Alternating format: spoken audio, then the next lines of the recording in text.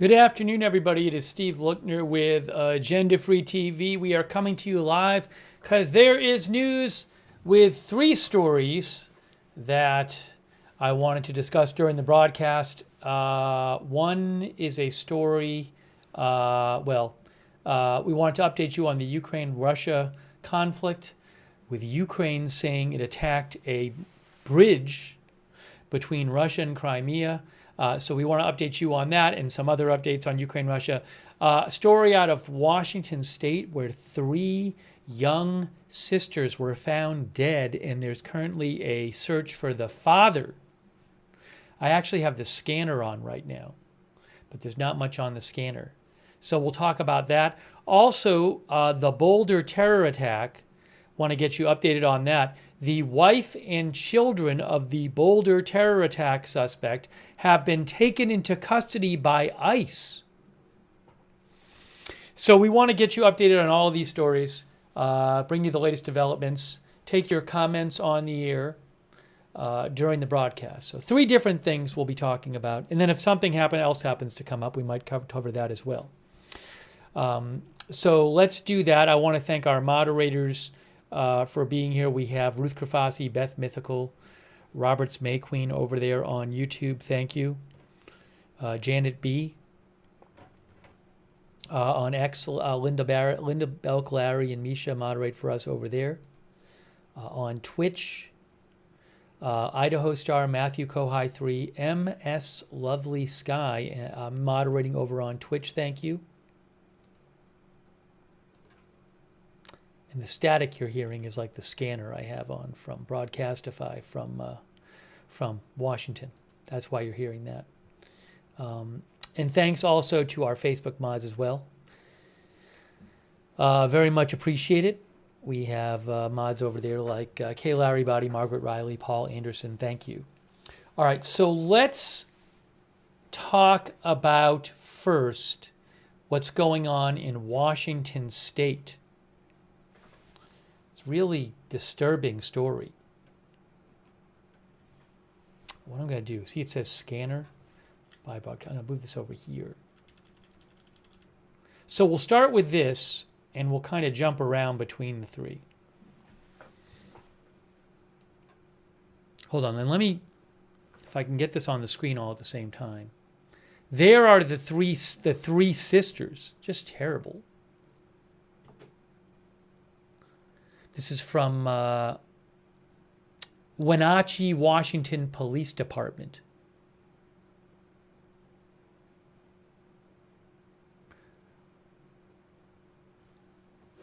All right, so let me show you guys what they had to say about this. The best way for me to do this is going to be for me to do it this way, I think.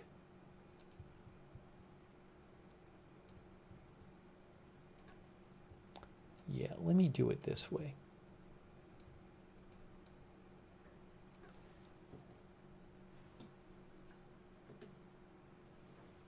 Okay, so if we put this,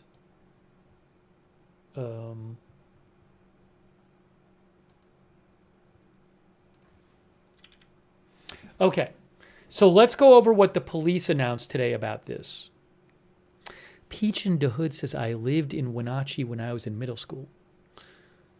Oh, somebody said it was Wenatchee. I might be pronouncing it wrong. I should look up the I didn't look up the pronunciation. I'll also show you where this is. Wenatchee. I'm sorry, not Wenatchee. Wenatchee. This is in Washington State. And let me show you where Wenatchee is on a map. Hang on. Pull up the map here. And again, I have the scanner on from there, but from the county, but it's pretty quiet.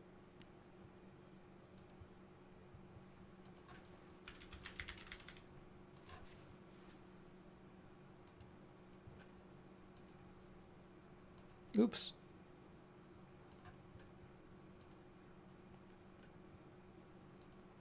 Okay, here is where Wenatchee is. Oops, now you can't see it.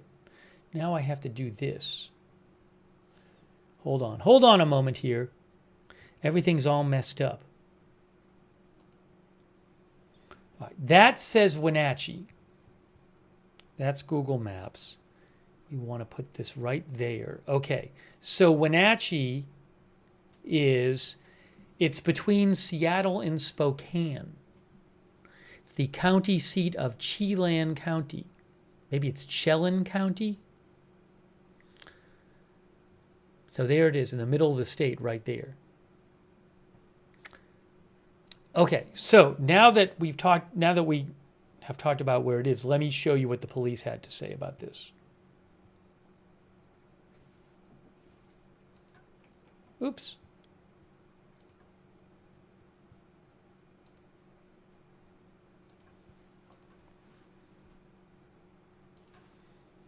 Chelan County is Chelan.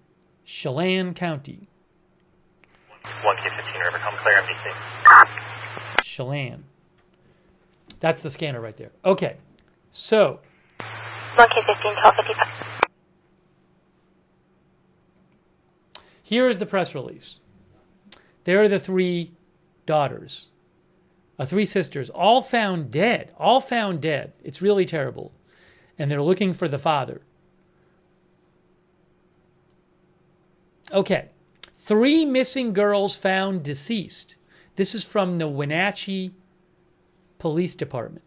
The Wenatchee Police Department is saddened to report the 3 missing girls have been found deceased. We want to express our sincere and deep heartfelt condolences to the family at this time. We have been in close communication with the family at each step of the investigation. Yesterday morning, Wenatchee police detectives met with the family to provide an update on the case. Later in the afternoon, the family was requested to return shortly after the truck was located. For the next several hours, the family remained at WPD with leadership and received updated information from the scene as it became available. WPD, along with other regional, state, and federal agencies, are committed to working diligently to bring closure to this case. The following is a brief summary of the in-depth coordinated investigation.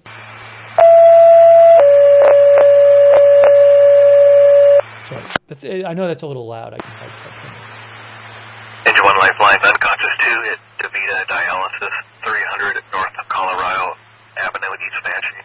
Engine 1 lifeline, unconscious 2, DeVita Dialysis, 300 North Colorado Avenue, East Wenatchee, time on 12:57. Okay, so here's the summary of the case. On Friday, May 30th at 9:45 p.m. On Friday, May 30th at 9:45 p.m., so last Friday, the Wenatchee Police Department responded to a civil complaint. The mother of 3 young girls reported her daughters not being returned following a planned visitation with their father. The girls involved were ages 9, 8, and 5 years old. That's the ages of the 3 sisters, who are pictured right there. Terrible. From the Wenatchee Police Department. 9, 8, and 5 years old. So they had a planned visitation with their father. They never returned. The father of the children has been identified as 32-year-old Travis Decker of the Wenatchee area. And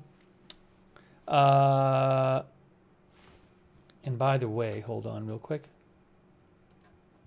Officers immediately began working to determine the whereabouts of Decker and the children. K5, 12:58. Officers immediately began working to determine the whereabouts of Decker and the children. Decker was believed to be living out of a white 2017 GMC Sierra pickup, Washington license D20165C. So he was living out of his pickup. Based on initial information provided to patrol, all Wenatchee and East Wenatchee area motels were checked with no results. The vehicle information was also entered into the local flock database, which indicated the vehicle had traveled westbound on Highway 2 from Wenatchee. The vehicle had traveled westbound on Highway 2 from Wenatchee. South 970166, Charles George Young, 2266. I'm just waiting till the scanner ends. So just going back here for a second. Hang on. Is this going to work? Yes. Give me 1 second here. Let me just do something to make my life easier in showing you all of this stuff. What I'm going to do is I'm going to make this. Hold on.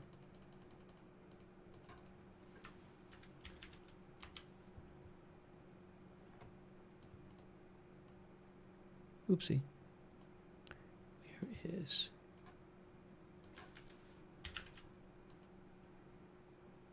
Okay, better. So showing you on the map, what they said is...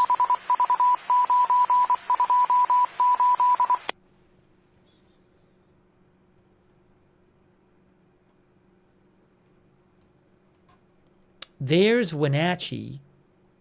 There's Route 2 right there. So they said they got information that on Friday, which is the day the girls were reported missing, the truck traveled. The driver stated he has a tow en route from Kent. Once they're over 3 hours, since we're blocking the road, go ahead and start next rotational class C also. I don't want to talk over the scanner. The semi-truck has a blown engine. There's oil all over, so they can bring some absorbent. And it has a 48-foot trailer that's partially loaded with food.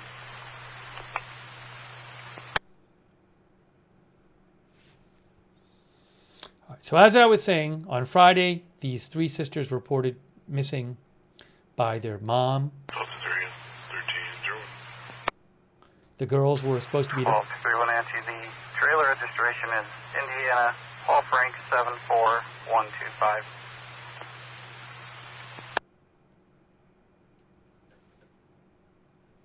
Some people are saying turn off the scanner. The scanner literally is of this county. I want to leave the scanner on because there's an active search for this person. That's why the scanner is on.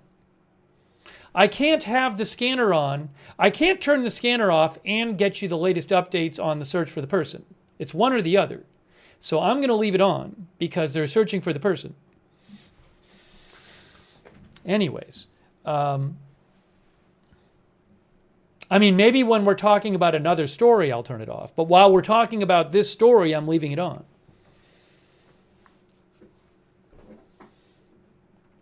So, as I was saying... Overcome K46 status. It's generally been pretty quiet, the scanner, too. K46. K46, 13-0. But there's Wenatchee and West Wenatchee, and there's an East Wenatchee, I think, East Wenatchee. But the truck report was, they had information that the guy's truck, the father's truck, traveled west on Highway 2 on Friday. Okay? All right, so getting back to this thing. Oops, we want to go back to this. All right, so again, on Friday, the mother reported the three young girls had come back from a planned visitation with their father. The father was living out of a pickup truck, and they searched all the local hotels in Wenatchee and East Wenatchee. They didn't find him. And, okay, next part of the press release. Washington State Patrol was contacted on Friday night to request an Amber Alert. However, it did not meet the required criteria. I'm not sure why that was. Maybe we can get some information about that, but it did not meet the required Amber Alert criteria on Friday night. On Saturday, Wenatchee detectives recontacted Washington State Police with additional information, and then an endangered missing person alert was issued. That was on Saturday. Maybe I can get you, by the way. Hold on a second here.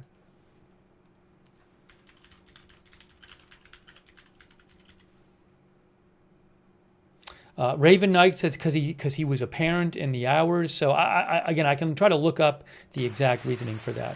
Rivercom DO18 reopen traffic offense. DO18. A45. I just sent it again, but it's got 3 attachments on the second one. northwest. Red truck was last seen 2 minutes ago. High speeds going towards the bridge. Again.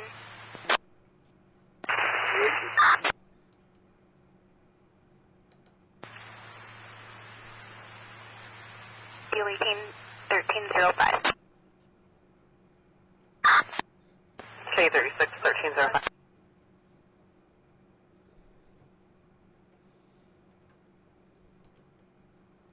Okay, let me go back to the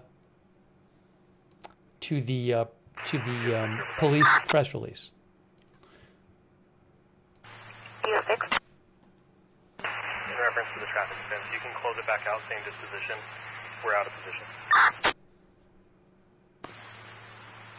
DO6 1305. So on Saturday, the Washington State Police issued an endangered missing person alert for these three sisters, three young girls. Throughout the remainder of the weekend, Wenatchee police detectives continued to investigate the case. Wenatchee police detectives worked with local law enforcement partners to check possible locations throughout Chelan County. I think it's Chelan County, in an effort to locate Decker and the three girls. So they looked throughout the weekend. Based on information developed over the weekend with the assistance of the FBI, Wenatchee Police and Chelan County Sheriff's Office detectives believed Decker and the girls were still in Chelan County. On June 2nd, yesterday, the search area was narrowed to somewhere between Icicle Road and Chumstick Road near Leavenworth, and a warrant for Decker's arrest was obtained by Wenatchee police detectives for 3 counts of custodial interference first degree. On June 2nd, yesterday, resources searching the area... 1K13 status. Hang on. 1K13. 1K13 13 status. On June 2nd, resources searching the area included Chelan County detectives, emergency management, and a Homeland Security helicopter. At approximately 3:45 p.m., a Chelan County deputy located Decker's vehicle near the Rock Island campground accessed by Icicle Road. The vehicle was unoccupied. Additional law enforcement officers responded and searched the immediate area. During the search yesterday, the bodies of the 3 missing girls were discovered. Decker was not located. I assume that was yesterday. That's what's suggested by the press release. Shortly after this discovery of the 3 missing girls, his daughters, the East Cascade SWAT team was activated and responded to the area and began searching for Decker. There's a picture of him right there. Around the same time, Washington State Police crime scene response team was requested to handle processing of the crime scene, including a search of Decker's vehicle. At this time, the search is still ongoing, and Decker has not been located. Crime scene processing is expected to conclude sometime today. We are asking for the community's assistance in locating Decker. Decker is currently wanted for 3 counts of murder first degree and kidnapping first degree. Decker is a former military with extensive training. It is unknown whether Decker is currently armed, but he may pose a significant risk if approached. Any member of the public who believes they may have seen Decker since last Friday and or may know his current whereabouts are asked to call 911 immediately. Due to safety concerns, do not attempt to contact or approach Decker.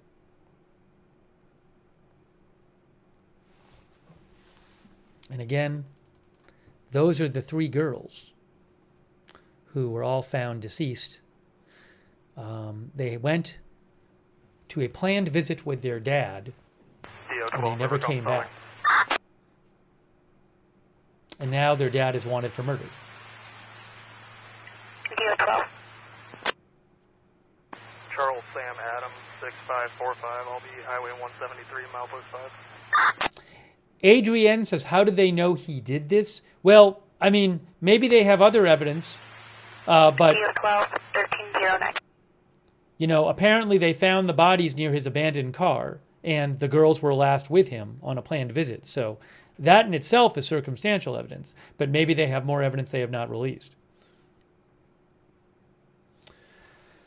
Let me show you also. First of all, I want to check and just, I'm sure some of you have done this. I want to just check the flight radar and see if there are aircraft you can see on the flight radar flying over there. If you give me a second, I'll pull it up here.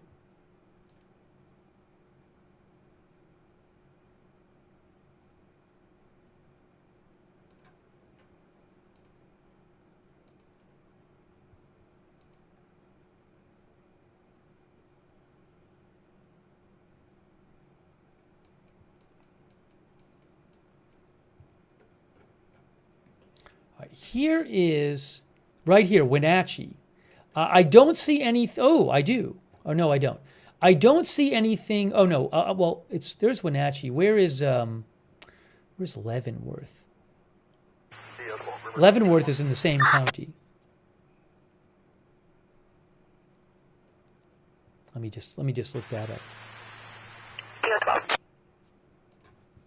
Two left. First left, Gomez. Second last, Gonzalez. George, Ocean, Nora. Zebra, Adam, Lincoln, Edward. Leavenworth is over First here. Carmen, Charles, Adam, Robert, Mary, Edward, Nora. Middle M, Mary. 10-02-2000. For what it's worth, I'm not seeing any planes in this. Oh, there's Leavenworth right there. 1311. And I'll have to check ADSB Exchange too and see if there's anything up there on that one. Here's ADSB Exchange, which is another good flight tracker. This and the previous one was Flight Radar 24. This is ADSB Exchange. And if I go over here and I zoom in, I got to figure out where we are. There's Wenatchee there. Yeah, I'm not seeing anything. Oh, this thing is searching. Well, no, that just took off. That's going this way. Let me show you also where they said they found the truck. This was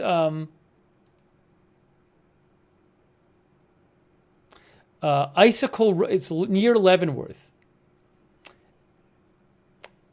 Near the Rock Island Campground, accessed by Icicle Road. Rock Island Campground is where they found his truck. And then they found, in the area, the bodies of the girls. 2026. Last is Gomez Gonzalez. Clear. Rock Island Campground. There it is. Rock Island Campground. And there's Icicle Forest Service Road. So if we do this, you can see it's a pretty tree-heavy area there. So there is Rock. It says Rock Island Campground, Icicle Road. Call for suspicious 96 Lincoln. 1K15. 1K15 1313. So again, Seattle over here, Spokane over here. But that's where the truck was found, in the area of the Rock Island Campground. And that is where the bodies were found of the three sisters. And he is missing. In 15, we're not getting a stolen hit on that serial number. Some people said it's... Are you showing anyone in local by the name given that would match having stolen bikes? Check your life. Some people said it's near the Gorge Amphitheater. I'll look that up. According to Google Maps, it's 90 miles away from the Gorge Amphitheater. That's what Google Maps says. River Come 1K15, there's a male in local with trespass files, correction, trespass notices, and some calls from last year. No contacts this year, though. The scanner is on because they're looking for the guy. That's why we have the scanner on when we're talking about the story. Is they're literally searching for him right now. Both units clear. Reports follow. Also.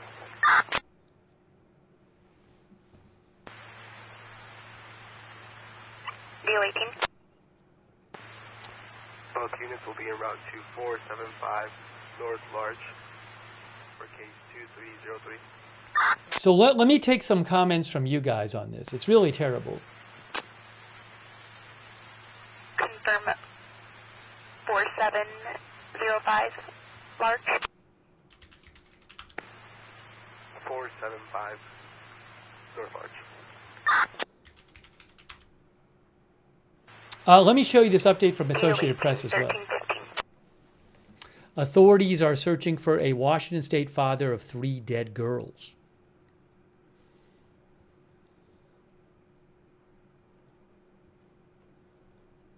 One of our viewers said, are those mountains there where that is?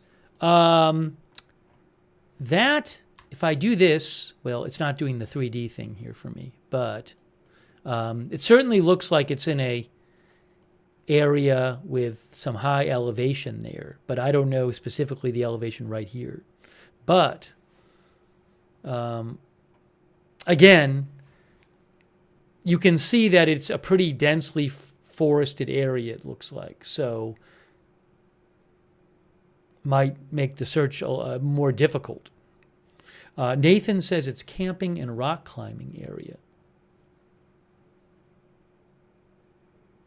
Oh, Lydia says it's at the base of the Cascade Mountains. Tammy says it's in the Cascade Mountains. 561 Wenatchee, copy. Here's a little summary here, too. 561. Hi-Fi Beef. Adam, Lincoln, 3010. Hi-Fi Beef thinks there should have been an Amber Alert. As you can see, AP says a Washington State father is wanted for murder after his 3 young daughters were reported missing, then found dead. Police today asked the public for help in finding the father of the girls, Travis Decker, 32. He is wanted for 3 counts of murder and kidnapping, said the Wenatchee Police Department. They say it is unknown if Decker, a former military member, is armed. On Friday, the mother of the girls, aged 9, 8, and 5, reported to police their father did not return them after a planned visit. Over the weekend, police looked for the children and Decker, who was believed to be living out of a white 27 GMC Sierra pickup truck with Washington plates. Decker's unoccupied truck was located yesterday near a campground. During a search, officers found the bodies of the 3 girls. A search is underway for Decker.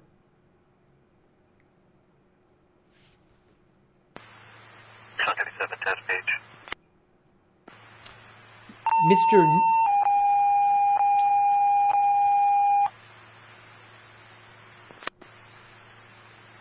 Sean 97 test page. Test only.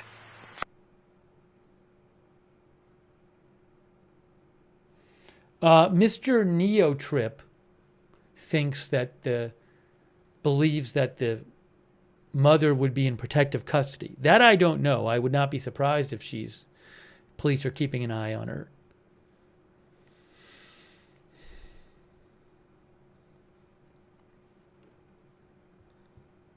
Hang on a second here.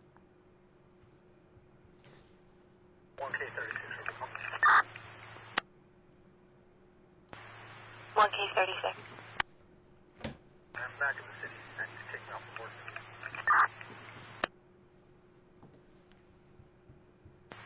K36, 1318. That's the father and that's the 3 girls.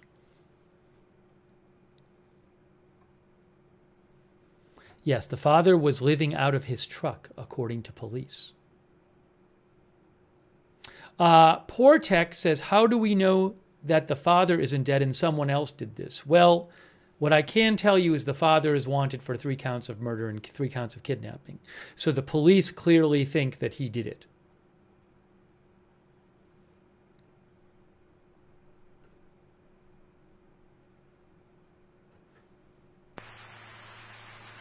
Sandy thinks maybe they'll find his body somewhere. Douglas County Patrol, assist public. Rock Island, 99 Lincoln. BO18. What was that about? BO18, 1319. They just said assist to Rock Island 99 Lincoln. Now, Rock Island Campground is where the truck and the bodies were found. So I don't know if that has anything to do with this. I mean, there certainly could be some other police needs in Rock Island campground. But they're searching there, so...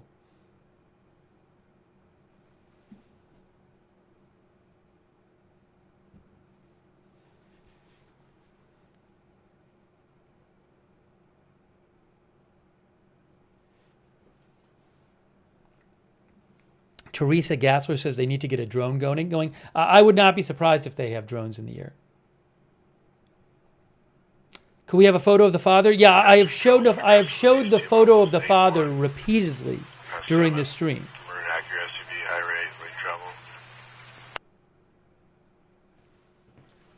But he might not be there. Maybe he carjacked somebody or something. I have no idea. So, you know.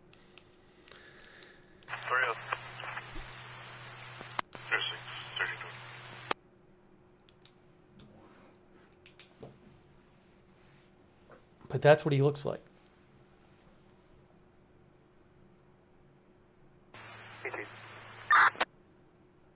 Oh, Jen R says there's also a Rock Island, Washington.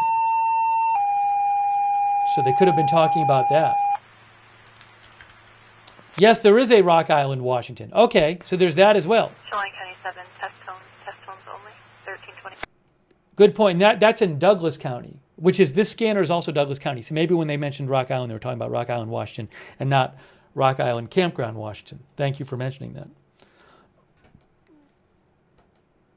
All right, so I'm going to keep an eye on this story. I don't think I'm going to keep the scanner on while talking about the other stories, just because it gets too difficult. I wanted the scanner on while talking about this.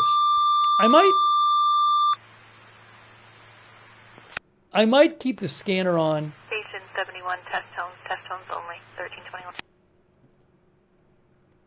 By the way,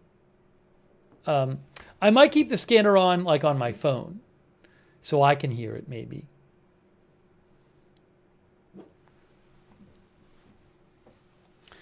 Cat Toad says, I'm so curious how he had visitation with no home.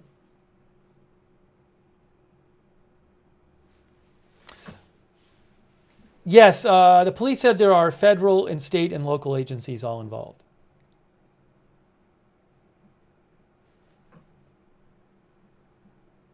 I could keep the scanner on low volume. It just might get really confusing. Some people want me to keep it on, even when I talk about the other things.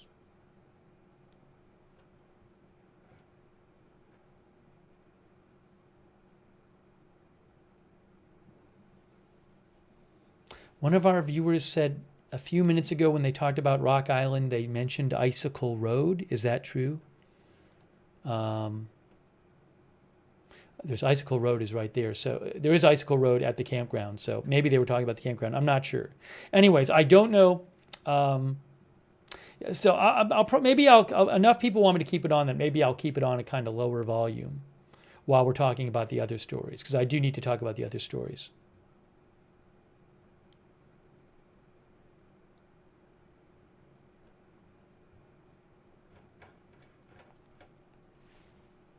I also just want to check something here. Give me a moment here.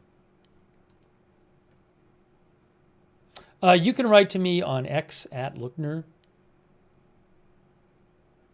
Oh, by the way, so here is the missing persons announcement from a couple days ago. Okay, I want to show you this. So this was 2 days ago here. See this? The Wenatchee Police Department is asking for assistance in locating 3 juvenile females believed to be missing and unable to return home on their own. They were last seen around 5 p.m. on Friday. Is there any orders on file with the RP? I'm going to show you this too. They were last seen around 5 p.m. on Friday. 8018, yes. There is an order with a female. He's the protected party. Stand by for the expiration. Thank you. I'm going through this. These are Peyton Decker was one of the 3. Evelyn Decker was the second, 8 years old. Olivia Decker was the third, 5 years old. Travis Decker is who they're looking for. 5'8", 190, black hair, ponytail, brown eyes, last seen wearing light shirt, dark shorts. Vehicle, there's a picture of the vehicle. River County 18, correction. There is an order with a female. The RP is actually the respondent on that one, and it does show today as the expiration date. DO18. DO18, 13, I was just reading you guys that this is a couple days ago. It says the three were last seen around 5 p.m. on Friday as they left their home with the father for their planned visitation. They have not returned, contact cannot be made with the father. The father is homeless and living in his vehicle or at various hotels, motels, or at campgrounds in the area. The visitation was part of a parenting plan, but he has since gone outside the parameters of it, which is not normal and cause for alarm.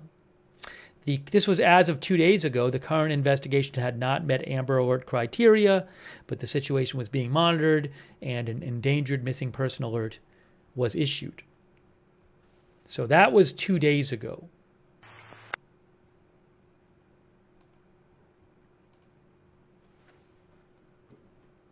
And again, the three kids were found dead near the truck of the father yesterday. 9, 8, and 5, just terrible.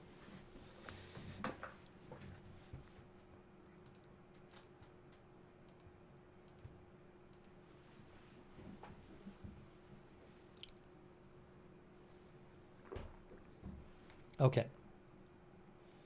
So we're going to keep an eye on this. Might keep the scanner on low volume. Are they going to do a press conference? I've not heard of one. I don't know for sure, though.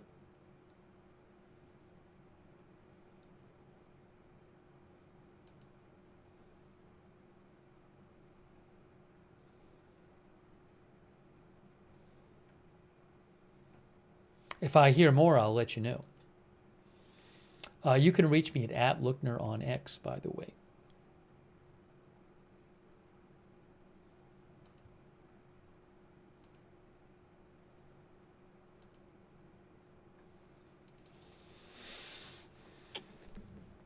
Okay. I want to now talk about, let me give you a quick update on the family of the Boulder attack suspect, because they are now in ICE custody.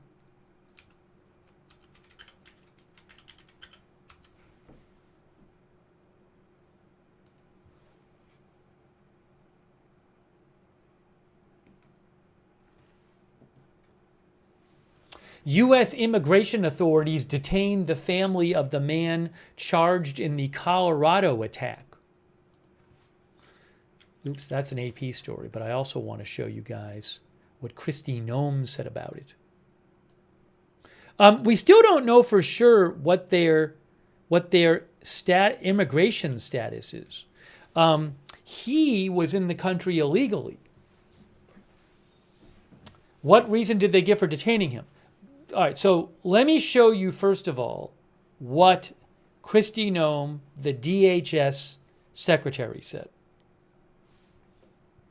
I'll show you exactly what she said. But I don't believe it's known publicly whether they were in the country legally or illegally. Oh, hold on a second. Hold on 1 second.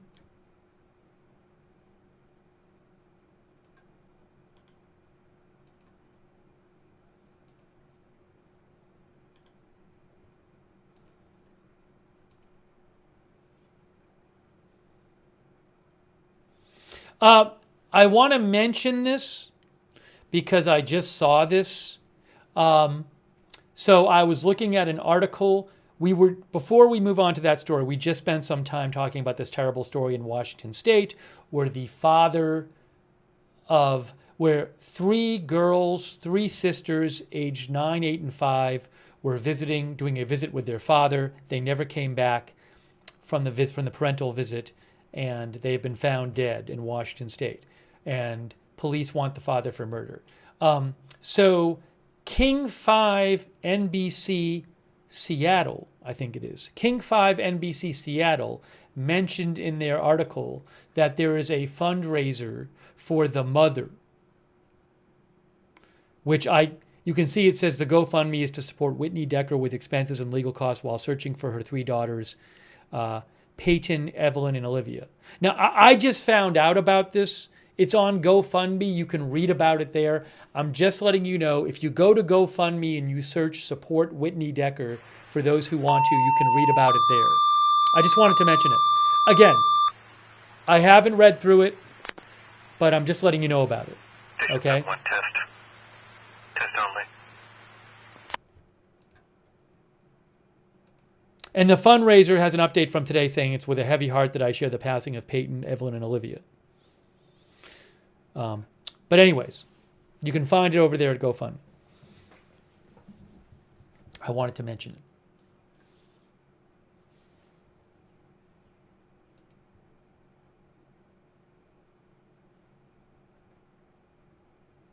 Oh, and also, the Music Theater of Wenatchee came out with a statement where on their Facebook page, they posted a picture of the 3 girls, the Music Theater of Wenatchee. And they said, "We are heartbroken by the loss of 3 of our shining stars from the short Shakespearean's family." Well, I'm going to show you this post from the Music Theater of Wenatchee. Hang on. River comes from Kenny North Patrols assist public requesting a phone call. Call 103 Lincoln. Music 67 1332. Music Theater of Wenatchee. We are heartbroken by the loss of 3 of our stunning stars from the stars. River comes from Kenny West Patrols attempt to locate 1K3 called up advising he got a tip or information that they possibly saw a suspect at the bus stop Pioneer Drive and Westcott Drive. Is that the suspect they're talking about on the scanner? Did you guys hear that? DO 18 1332. Was that talking about this suspect on the scanner right now? They said suspect. I mean, there could be suspects for a bunch of different things. Let me just replay what we just heard for you.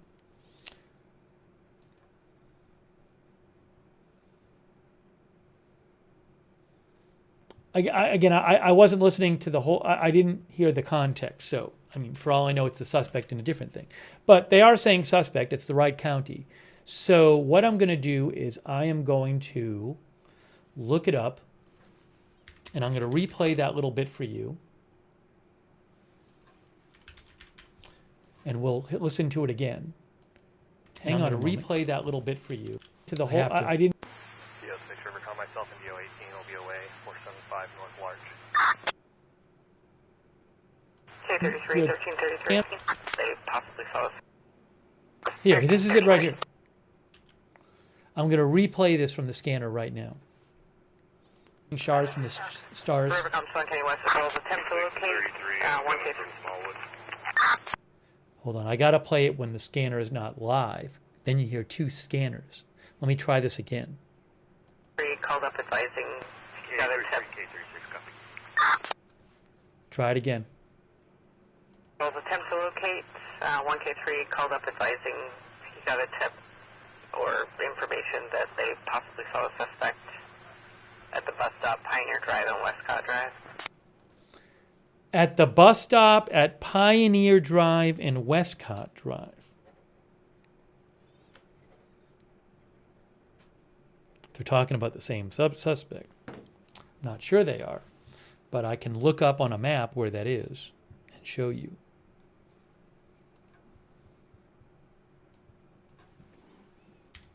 Pioneer Drive and Westcott Drive, Washington. Well, where is that? That is that even remotely close to where, well, I will say that is between where the campground is, right? Because the campground, hold on, where's the campground? Campground is to the west of Leavenworth. And the girl, isn't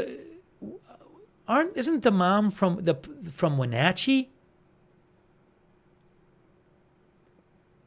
I know if I have to go over the details, but K6 1335. it's between that address is between Wenatchee and and the campground.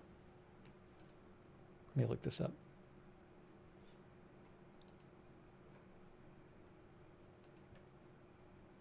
Yeah, Wenatchee police has been the ones overseeing this. And the mother reported her daughter's missing, and the Wenatchee police were the ones who responded that. So, anyways, just to mention where that address was, we heard on the scanner, which maybe was talking about the suspect. They said a possible sighting of the suspect, but I'm not positive it was this suspect for this crime. But anyways, they said it was the bus stop at Pioneer Drive and Westcott Drive, which is between Wenatchee and the campground where the bodies were found in the truck was somewhere to the west of Leavenworth. So that would be this.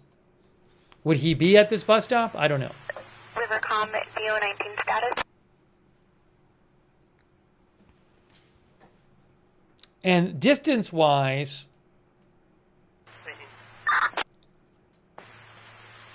DO19 1336. that bus stop is about 28 miles from the Rock Island campground. I don't know if that was really him, if they were even talking about him, but just letting you know.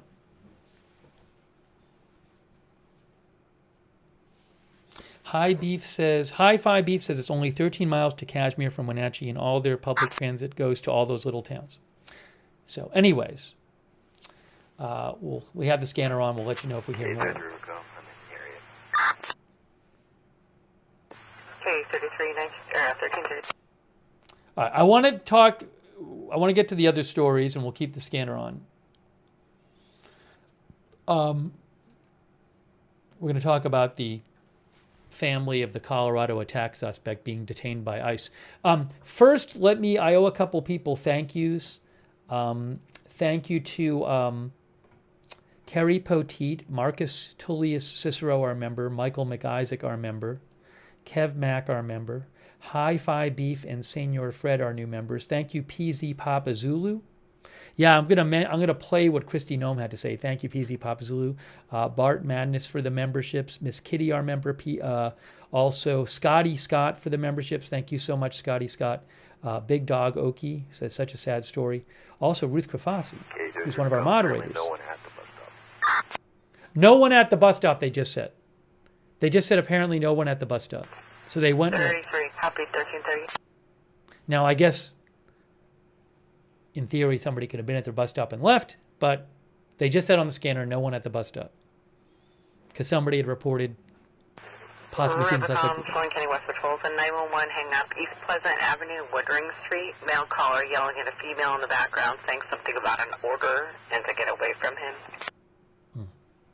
That sounds like a different story, the one we just heard. Also, thank you to Northwestern Rain. You can sign well for Lincoln to me. Close out. Fort Narrow. 33, 1330. Thank you, Northwestern Rain and Bebop and Rocksteady. Okay, and thank you to our moderators like Ruth Krafasi, Beth Mythical, Janet B., and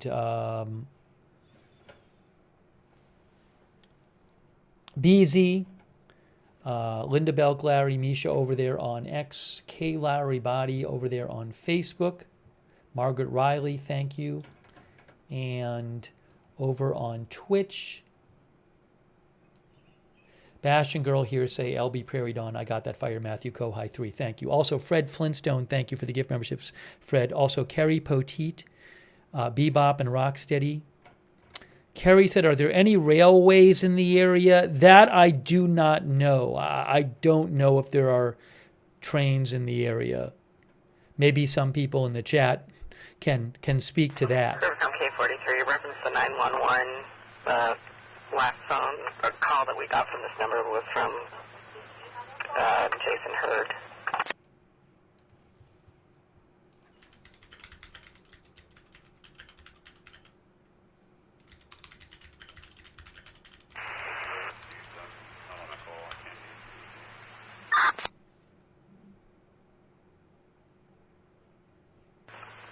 K43, I'm sorry.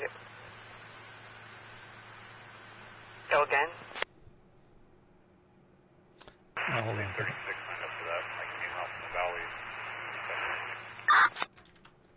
Where do you see it?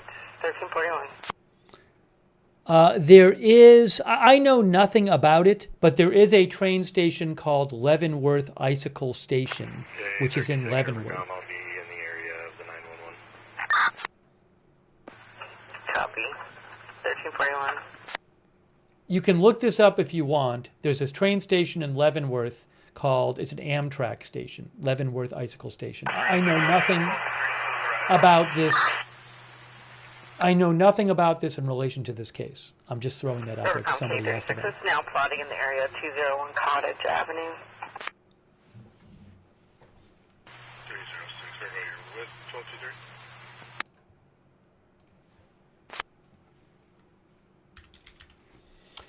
Okay, let's talk about, and we'll keep an eye on that story, and we'll keep with the scanner on. And thanks Crazy Yoda, who thinks in a lot of cases like this, the parent takes their own life. I mean, it's certainly possible that they'll find the father deceased. I do not know. Let's hope that nobody else gets hurt in this whole situation, but it's terrible. All right, here is what Kristi Noem said about the family of, this is Kristi Noem. She is the Department of Homeland Security Secretary. This is her announcement. You can see she says, today DHS and ICE are taking the family of suspected Boulder, Colorado terrorist and illegal alien Mohamed Soliman into ICE custody. There is an order with Jason Hurd as a protective party. I'm turning this down a little bit. Is the restrained party. It's Immigration and Customs Enforcement. This terrorist, she says, this terrorist will be prosecuted to the fullest extent of the law. Having one leg, and I'll send you the female as well. Hang on. She says this terrorist will be prosecuted to the fullest extent of the law. We are investigating to what extent his family knew about this heinous attack, if they had knowledge of it, or if they provided support to it. She doesn't say anything about them not being in the country illegally. I don't know. It's weird to me. But they are in ICE custody, so I don't know what's going on there. She says, I am continuing to pray for the victims of this attack and their families. Justice will be served. So here's what she had to say. Here is her announcement today. Hi, everyone. I'm Homeland Security Secretary Kristi Noem. Today, the Department of Homeland Security and ICE are taking the family of suspected Boulder, Colorado terrorist and illegal alien Mohamed Soliman into ICE custody. Now, Mohamed's despicable actions will be prosecuted to the fullest extent of the law, but we're also investigating to what extent his family knew about this horrific attack, if they had any knowledge of it or if they provided support to it. I am continuing to pray for the victims of this attack and for all of their families. Our thoughts and our prayers go out to all of them, and I want them to know that justice will be served. Hi, everyone. I'm Homeland Security Secretary Noem. Today, the Department of Homeland Security and ICE are taking the family of suspected Boulder, Colorado terrorist and illegal alien Mohamed Soliman into ICE custody. Now, Mohamed's despicable actions will be prosecuted to the fullest extent of the law. But we're also investigating to what extent his family knew about this horrific attack, if they had any knowledge of it, or if they provided support to it. I am continuing to... So, I'm a bit confused because they've taken them into custody. So, now I'm not a legal expert. It would seem strange to me that you could take an American citizen into custody to just investigate them. But maybe you can take them into custody for questioning. I don't know. But, I mean, she didn't say that they suspect that they were involved. So can they take them into custody because they're not legal citizens and they're not legally here and that's why they can take them into custody? So I'm not sure how that all works.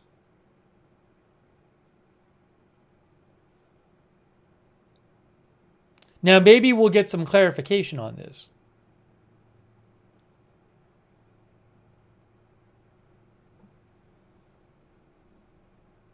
Jackson Starr, our viewer, thinks police can detain anyone for upwards of 24 hours. I don't know that that's true. Also, I would think that if you're going to detain somebody, you would have to have some reasonable suspicion of them or a reason to detain them. But maybe if they're not legally here, that's different.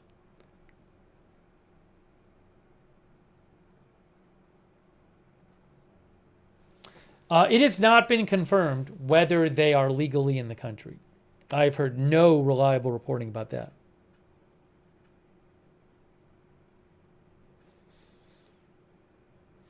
The scanner is on. Okay, 36 Riverham.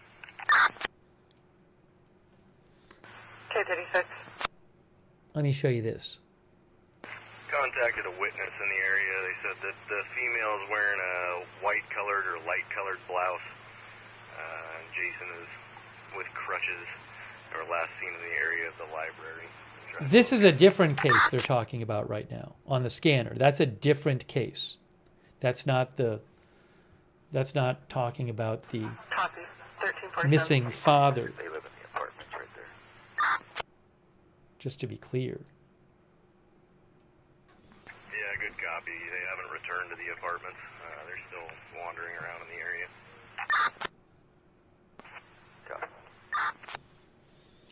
Let's look at this report from AP on the family being taken into custody that's Mohamed Soliman, the suspect in the Boulder attack. The wife and 5 children of the man accused of throwing Molotov cocktails at demonstrators in Boulder who were calling for the release of Israeli hostages in Gaza, injuring 12 of them. The wife and his 5 children were taken into custody by federal immigration authorities. Mohamed Soliman, who was disguised as a gardener, that's a whole other thing, whole other weird detail. He was disguised as a gardener. He had 18 Molotov cocktails and planned to kill all the demonstrators, but apparently had second thoughts, throwing just 2 during the attack, in which he yelled, "Free Palestine." Police wrote in an affidavit that he did not carry out his full plan because he got scared and had never hurt anyone before.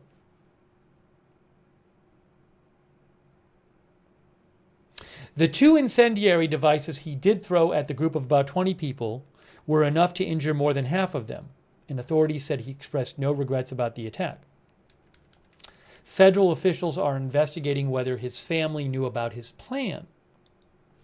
Oh, a DHS official speaking on condition of anonymity because they were not authorized to speak publicly on the matter, said the family was being processed by Immigration and Customs Enforcement. K43 and 33, it looks like there is a valid order, and Wendy is the restrained party. It expires in April of 2026. I mean, this makes it sound like the family's not here legally. I don't know for sure, though.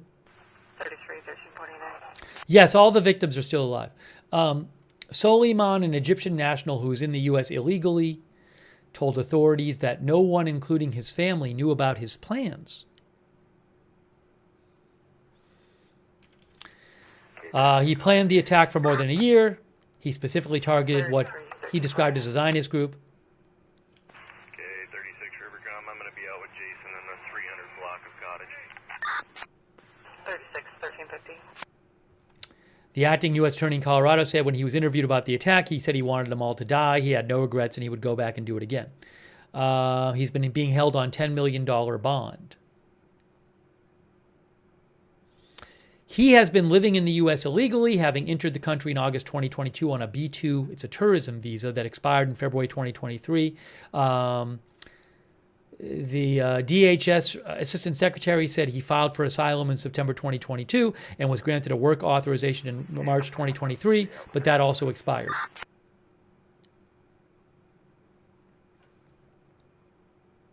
Oh, this is interesting.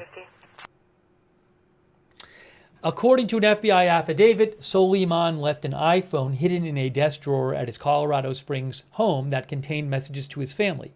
After his arrest, his wife brought the phone to a local police department, saying it was his phone, but was also used by other members of the family.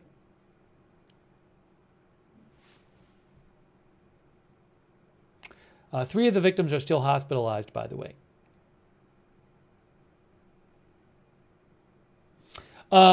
Here's a little more information down here. A witness said after the attacker threw the two Molotov cocktails, apparently catching himself on fire as he threw the second, he took off his shirt and what appeared to be a bulletproof vest before the police arrived. The man dropped to the ground and was arrested without any apparent resistance in the video Osanti filmed. The Molotov cocktails were made out of glass wine carafe bottles or jars with clear liquid and red rags hanging out of them, the FBI said. The FBI said the liquid was 87-octane gasoline. He said he'd been planning the attack for a year. He was waiting until after his daughter graduated, I believe it's high school, to conduct the attack. He had gas in a backpack sprayer, but told investigators he didn't spray it on anyone but himself because he had planned on dying. He also told investigators he took a concealed carry class and tried to buy a gun but was denied because he isn't a U.S. citizen. Also, the Wall Street Journal reported last night that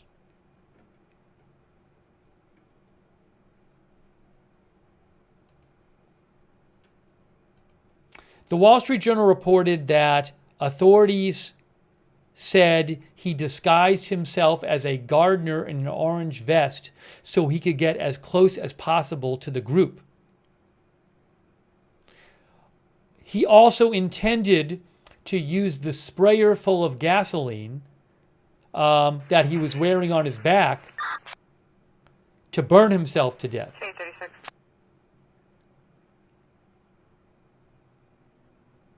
Also, Jason and the female are separated now. We have PC for quarter violation. She's somewhere towards the bridge on Cottage.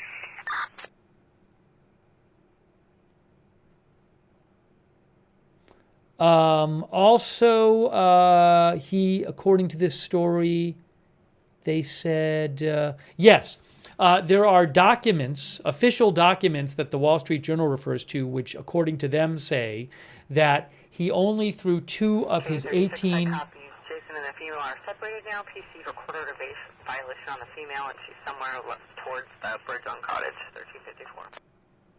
The Wall Street Journal said court documents said he only threw 2 of the 18 Molotov cocktails because he got scared. We'll be out with her on the Cottage Bridge.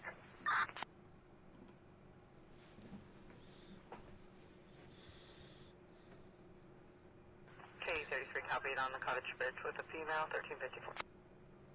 The scanner is not talking about the search for the father right this second. That's a different incident, just so you know. Yo-Yo Pro John thinks he was mentally ill. Jesse's girl thinks his wife knew. Why did she go to the police if she didn't know? Well, I think she went to the police with the phone after the attack. So you might think she heard about the attack on TV or something and then took the phone in. I can't say whether the wife and kids knew anything in advance.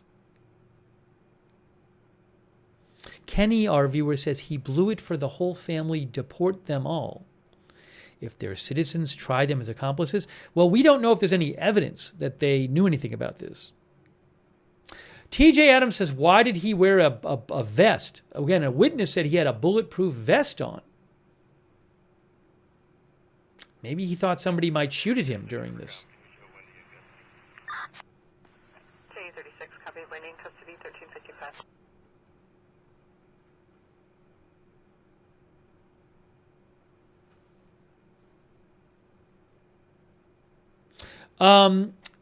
Joe Arrow says, how does the officer know he didn't hear anybody before? That's not what I believe the document said, that he told them he had never hurt anybody before. I think that's what he was saying. He said he didn't carry out his full plan because he got scared and had never hurt anyone before. I did copy that, yes.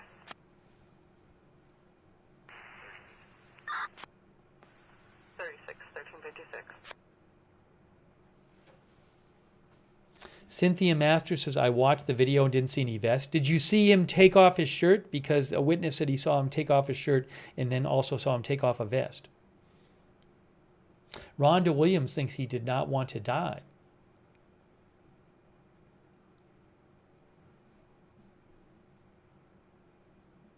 I wonder when we'll get more information about the family.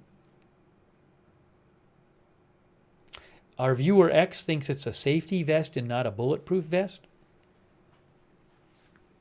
Thank you, by the way, to Erin McCune, our member, Space Fraggle, Wendy Knutson. Thanks, PZ Papa Zulu.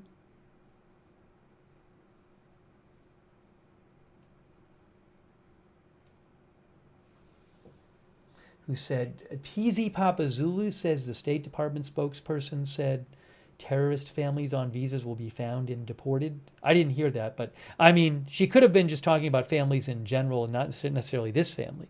We'll have to see what happens with this family.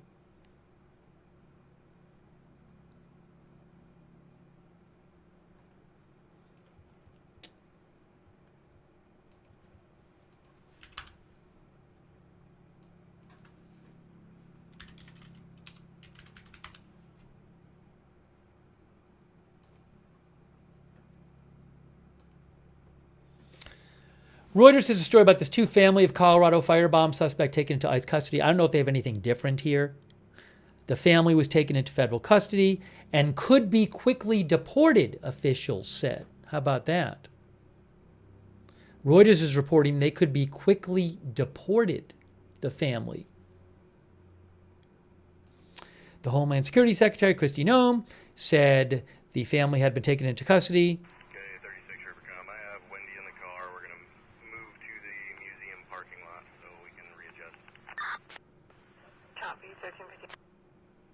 ICE did not immediately respond to a request from Reuters for more details about the detention of Soliman's family.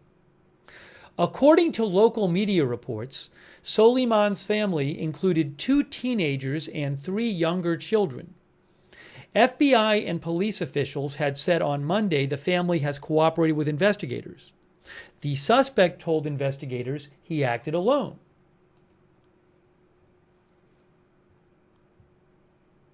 Oh, the White House posted about this.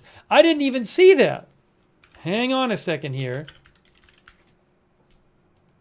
Some of you might have sent this to me.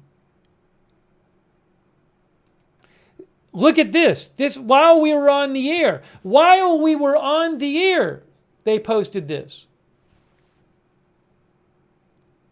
Let me show you. Hold on. Here's what they posted.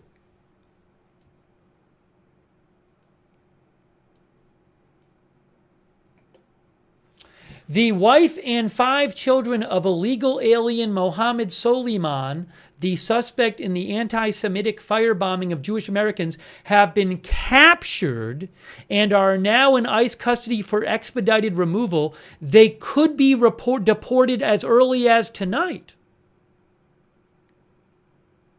Now, it's interesting because the Kristi Noem post just said they're in custody, we're investigating if they knew anything about this or were involved. This post says they could be deported as early as tonight. Also, it uses the words captured. I don't believe they were fleeing, by the way. Normally, when I think of somebody being captured, I think that implies that they were fleeing, that there was some active search going on and there was some difficulty in getting them into custody. I have not heard that this family had taken any kind of action to hide themselves. So I don't really, it's sort of like 2 different accounts of what happened. But we'll see if we hear what we hear later on.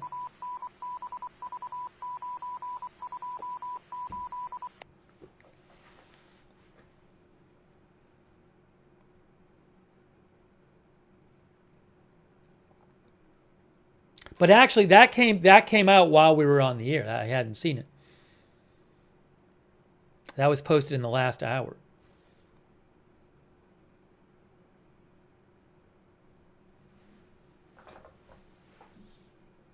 It has not even been officially confirmed that they are in the country illegally, mind you. That has not been confirmed by authorities that they are in the country illegally.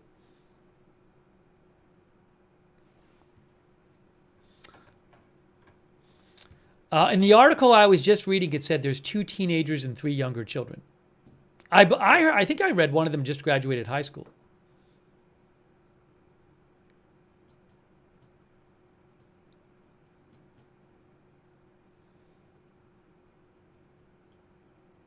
Jamie says, so they get deported to where? I do not know.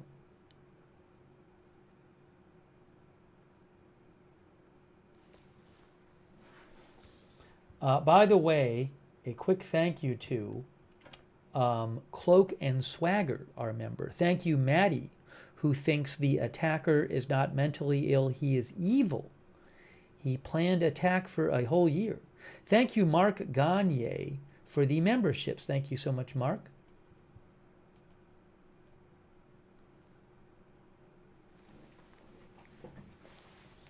Our viewer, Maddie, says, leave his family alone.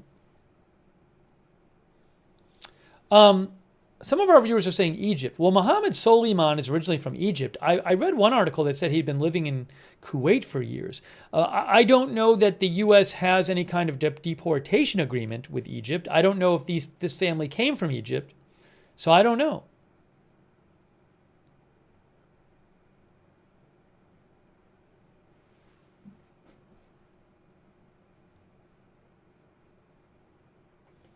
So there's that. There's that.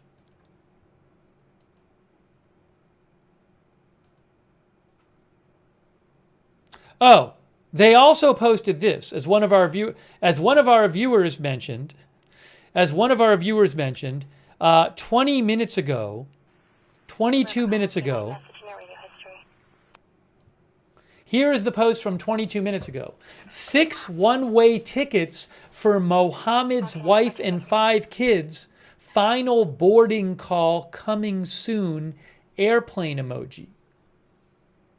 Now again, there is no reporting or claims, even from government, that they were in any way involved with this.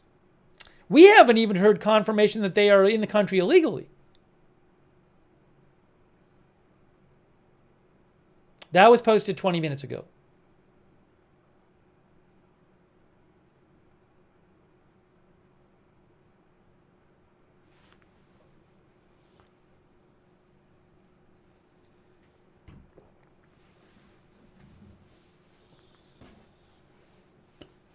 Who put that out? Well, I mean, it's literally the White House X account. I don't know who there is writing it.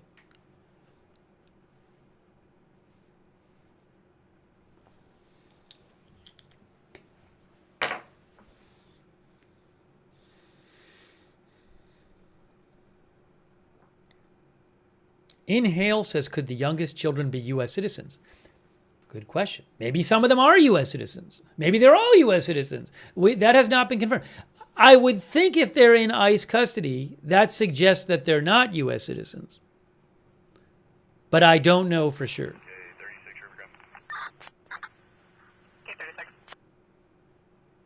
It is just interesting, though, because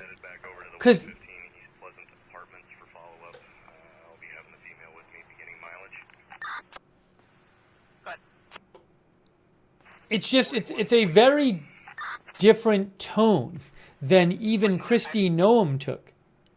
Let me again play you. Let me again play you what Kristi Noem said, who is the Department of Homeland Security Secretary. This is what she posted like 3 hours ago. And the tone is quite different. The tone is like, well, we're investigating to see if they were involved. Here's what she said. Hi, everyone. I'm Homeland Security Secretary Kristi Noem. Today, the Department of Homeland Security and ICE are taking the family of suspected Boulder, Colorado terrorist and illegal alien Mohamed Soliman into ICE custody.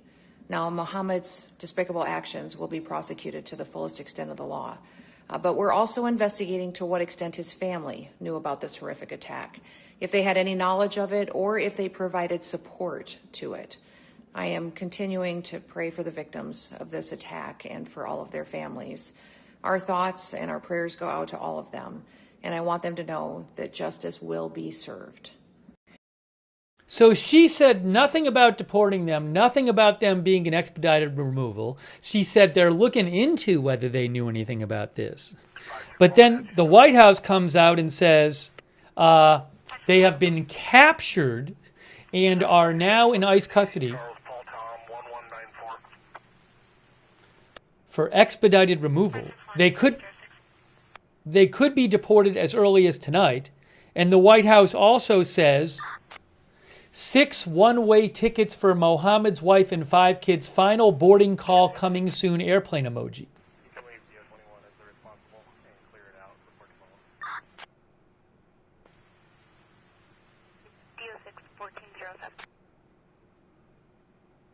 Decker of Wenatchee.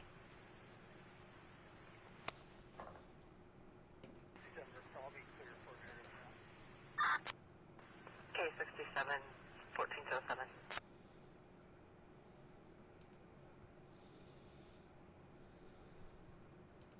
So, I don't know what's going to happen. It's 5:08 p.m. right now, Eastern Time. We're going to do a poll. Because I don't know what's going to happen. The White House says that the family could be deported as early as tonight. Will the Boulder suspect's family be deported tonight? Yes or no? I'm posting a poll. I don't know. I'll see what you guys think. I have no idea.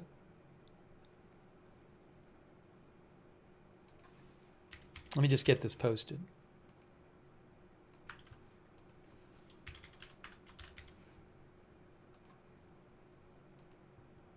Hang on. I got to post it on Facebook too. But Facebook's acting... Oh, hold on. No, they haven't said deported to where.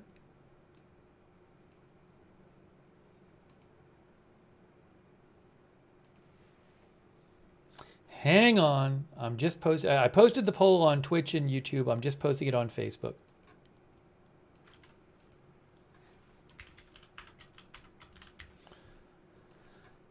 Okay.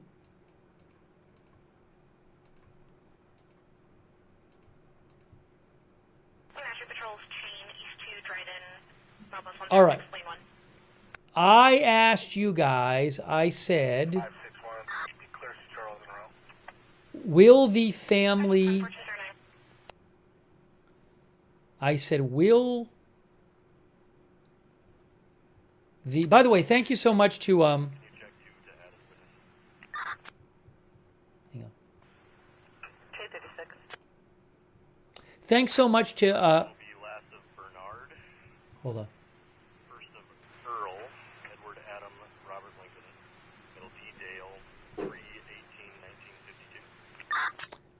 thank you, Gregory Prim. I really appreciate it. Hold on. I really appreciate it, Gregory Prim. Thank you for your support of the channel. It's very kind of you, Gregory. All right, so let me show you the poll results. We have the scanner on from Washington State where a manhunt is going on. So we'll mention that. We'll catch you up on that in a second.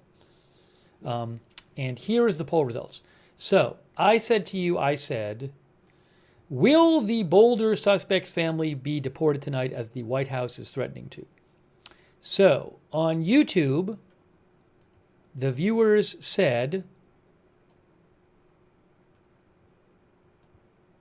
68% think yes, 32% think no.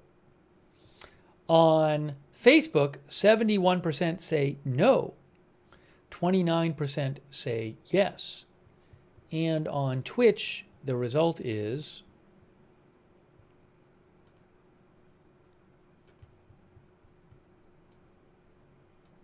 75% think yes, 26% say no. 1K9 over Thomas, I need that court order violation. 1K9, 1411.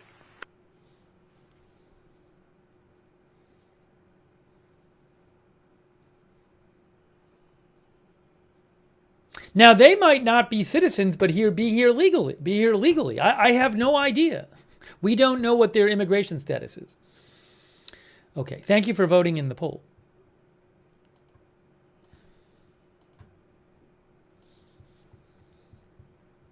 So we'll have to see what we hear about that. Hold on a moment here.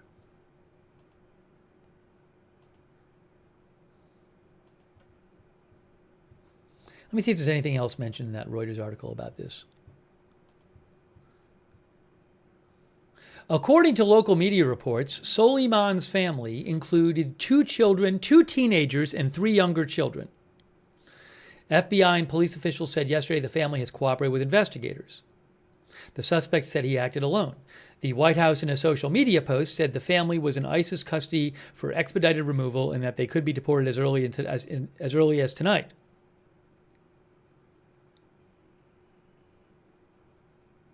A police affidavit said he was born in Egypt, lived in Kuwait for 17 years, and moved 3 years ago to Colorado Springs, where he lived with his wife and 5 children.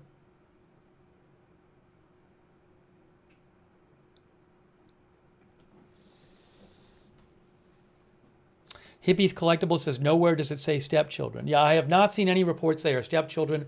I cannot confirm that he is the biological father of all 5 children and that the wife is the biological mother. I can't confirm that. By the Sea says, maybe Kuwaiti kids? Well, is his wife from Kuwait? That I don't know either.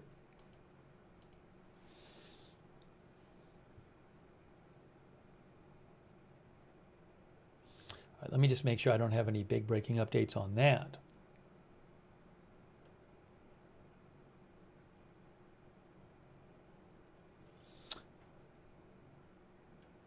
Diana Hamsi says, I don't think they'll be deported if they have valid legal visas, which I doubt.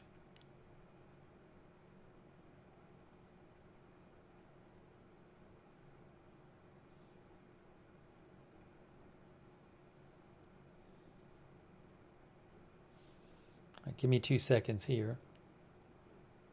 We got to talk about the Ukraine story. We haven't even gotten to talk about that yet.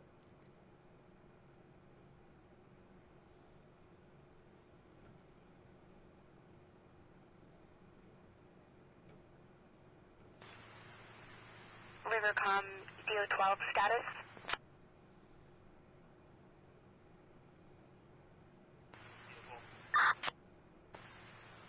DO12 1414.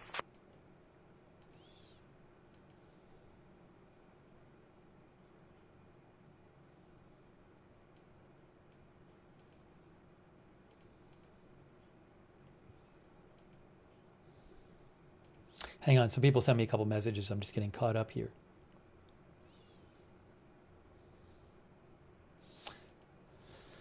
Okay, I want to get to the Ukraine story. And I also want to just mention what's going on in Washington for people who haven't heard about that. So we'll go over the Washington story, kind of summarize what's going on there, and then we'll get to the Ukraine update. Okay? That's what we will do.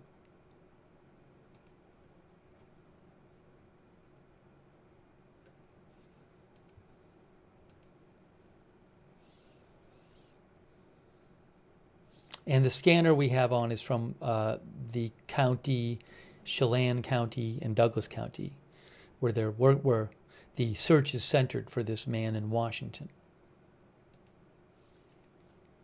Thanks also to the Car Czar. The Car Czar thinks that the children are not citizens or they wouldn't be in ICE custody. He thinks they should be deported. Thank you, the Car Czar. I appreciate that.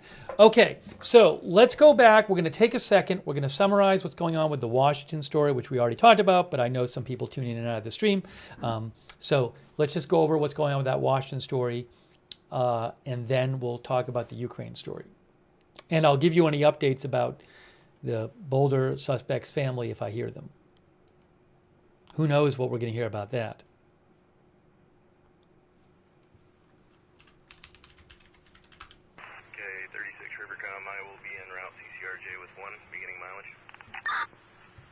K36. 42.0. Copy. 1416. K33, come, clear. Okay, so the idea of here is K33, 1416. K45, river, come, clear. 45, 1416.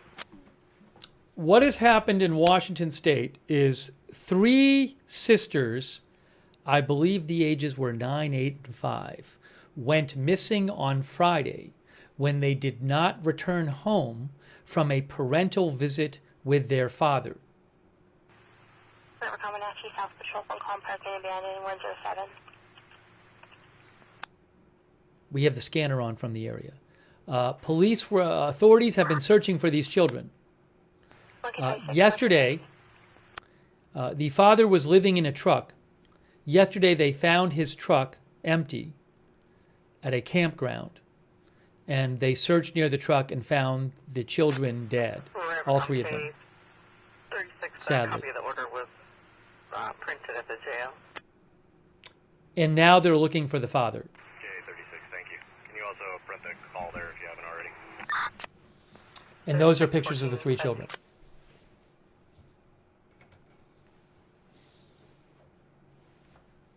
Yes, the kids were doing, so the police said he lived in his truck. Here is the other, hold on, let me just show you the other thing here. This was from 2 days ago from the police. Peyton Decker, 9 years old. River County, County Violence, false harassment. Evelyn Decker, 8 years old. Sorry. Olivia Decker, 5 years old. The RP's ex-husband, Anthony Fellenberg, is texting the RP, advising he's going to kill her dog, saying he's going to steal her car and threatening to go to her job. The thing you're hearing on the scanner now is not this story. The thing you're hearing on the scanner now is something different. That is not about this. Okay?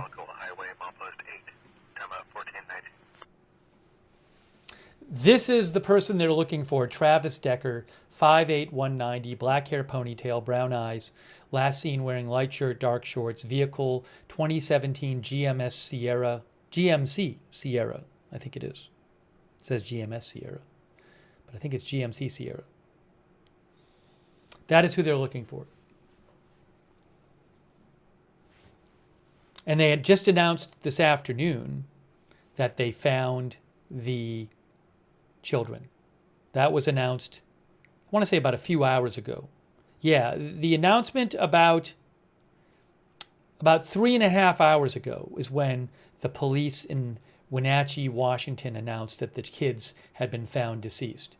I'll just to kind of go over this, kind of skim over this some. They said on Friday night they responded to a report. The mother of the 3 young girls reported her daughters not returned, followed a planned visitation with their father. The girls 9, 8, and 5 years old. The father is 32-year-old Travis Decker of the Wenatchee area. Officers began working to determine the whereabouts of the father and the girls. The father is believed to be living out of a white GMC Sierra pickup. All the Wenatchee and East Wenatchee area motels were checked with no results. They have vehicle information. They found out the vehicle had traveled westbound on Highway 2 from Wenatchee on May 30th, Friday. Washington State Patrol was contacted on Friday night to request an Amber Alert. However, it did not meet the required criteria. On Saturday, Wenatchee police detectives recontacted WSP with additional information, and an endangered missing person alert was issued. They investigated throughout the weekend, trying to locate Decker and the 3 girls. Based on information developed over the weekend with the assistance of the FBI, the police and the local county sheriff's office believed Decker and the girls were still in Chelan County. On June 2nd, the search area was narrowed to somewhere between Icicle Road and Chumstick Road near Leavenworth, and a warrant for the father's arrest was obtained by police detectives for 3 counts of custodial interference in the first degree. On June 2nd, yesterday, resources searching the area included county resources, Homeland Security helicopter. Around 3:45 p.m. yesterday, a county deputy located Decker's vehicle near the Rock Island campground accessed by Icicle Road. The vehicle was unoccupied. Additional law enforcement officers responded and searched the immediate area near the vehicle. During the search, the bodies of the 3 missing girls were discovered. Decker was not located. Terrible. Shortly after the discovery, a SWAT team was activated and responded to the area, began searching for the father. They began processing the crime scene, Washington State Police. At this time, the search for the father is still ongoing. Decker has not been located. We are asking for the community's assistance in locating Decker. Decker is currently wanted for 3 counts of murder first degree and kidnapping first degree. Of his 3 daughters, Rivercom K-43. Decker is a former military. Apparently she's in Douglas County, so she agreed to a phone call. Hang on. The scanner is not talking about this right now. Decker is former military with extensive training. It is unknown whether Decker is currently armed, but he may pose a significant risk if approached. 43-14-23. Any member of the public who believes they may have seen Decker since Friday, May 30th, and or know of his current whereabouts are asked to call 911 immediately. Due to safety concerns, do not attempt to contact or approach Decker.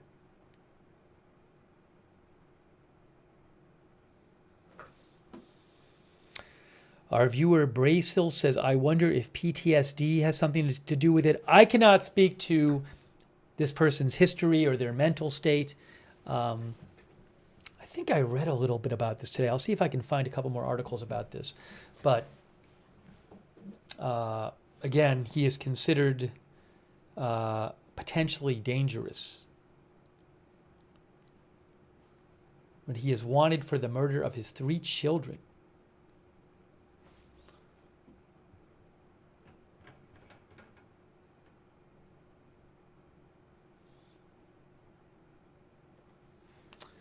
Pepe Ulamek says, what a monster. And this was again, that's a picture of him from 2 days ago from the police department. There's his truck. And it's just crazy to look. It's terrible to look at the picture of the 3 kids, 8, 9, and 5. So we have the scanner on from Chelan and Douglas counties.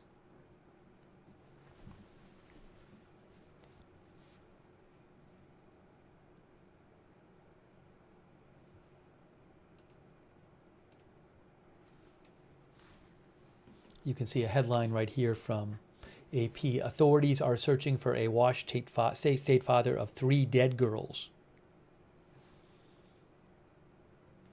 Oh,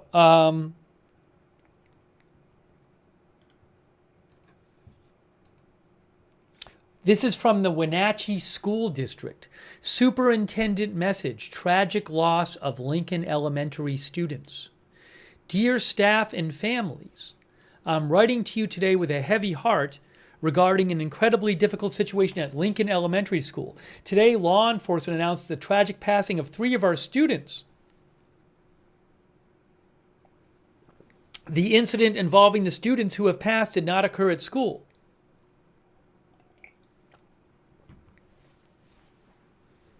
Our thoughts are with the family, the entire Lincoln Elementary community, and everyone touched by this situation. We will continue to update you as needed.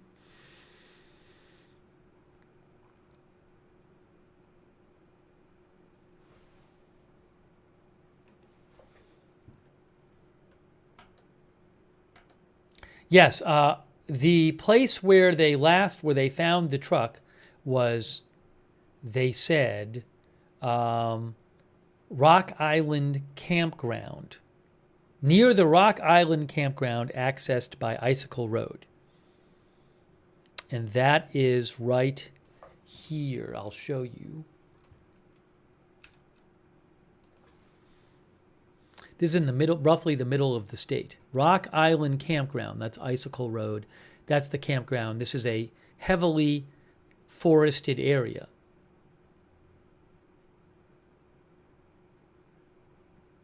So there's Washington State.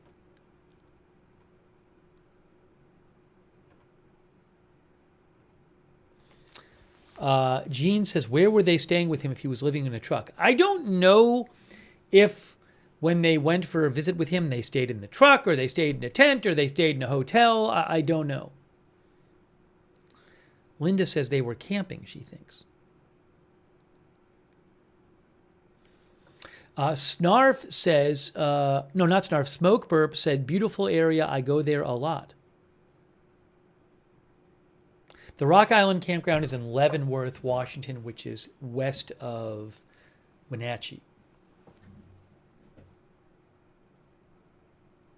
So that search is ongoing.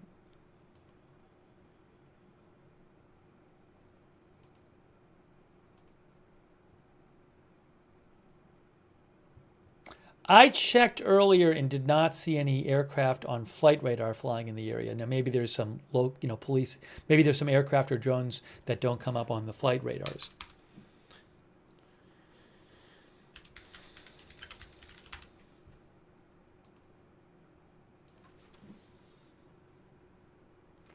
Oh, hold on a second here. So, KIRO7, which is KIRO7, which is a Seattle news outlet, okay, said that according to documents they had seen, the couple was married for 7 years, but they had been divorced for several years. They had a parenting plan, and when the husband lost his housing, the plans changed to accommodate that.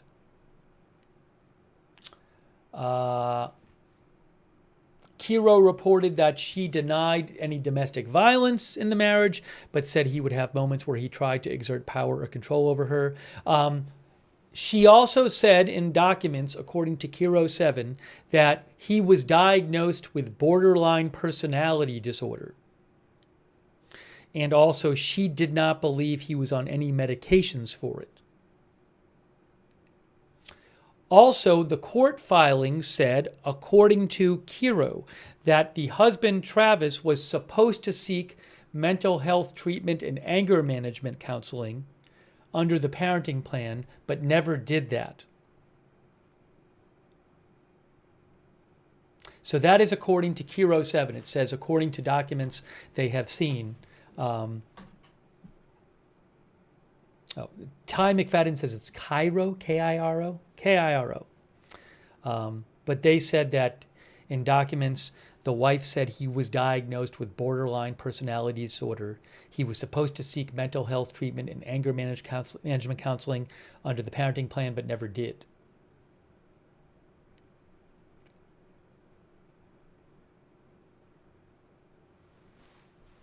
And Master Sergeant said it is Cairo as well.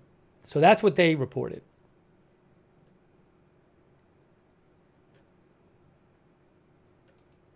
Now, one of our viewers said, so why unsupervised visits? Yeah, so again, I understand the question, which is if it was thought that he was having serious mental difficulties, is that someone you'd feel comfortable, leaving your kids with? Now, I can't speak to the specific situation. I don't have the details. So I understand the question, though.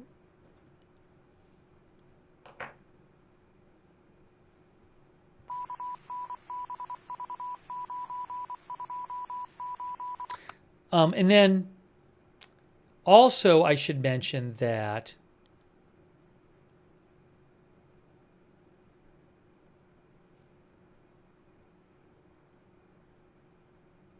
I don't see that here.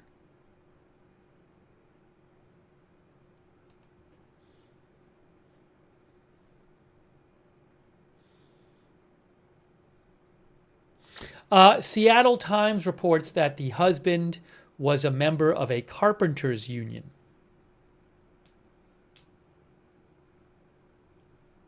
But his membership had earlier this year been suspended out. Rivercom 1K9.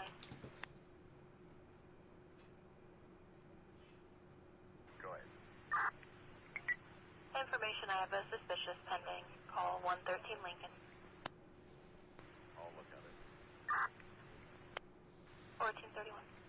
Oh, also, man, I would really like to get the probable cause affidavit. I don't know if I can get that. Give me a second. I'm going to see if I can track down.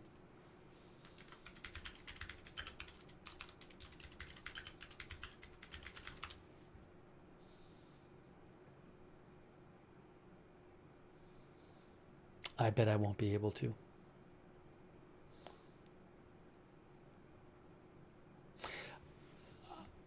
I don't think at this point I'm going to be able to get it quickly, but the Seattle Times reported there's a probable cause affidavit, which says that the wife told police on Friday that the husband had never done this before and is currently experiencing some mental health issues.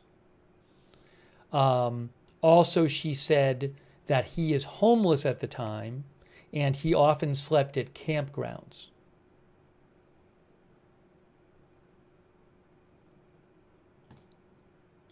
Also, this is interesting. According to the probable cause affidavit, which I have not seen myself, but which the Seattle Times mentioned, they said the probable cause affidavit says the parenting plan says there can be no overnight visits, and that the father gets to visit every other weekend with specific hours on Fridays.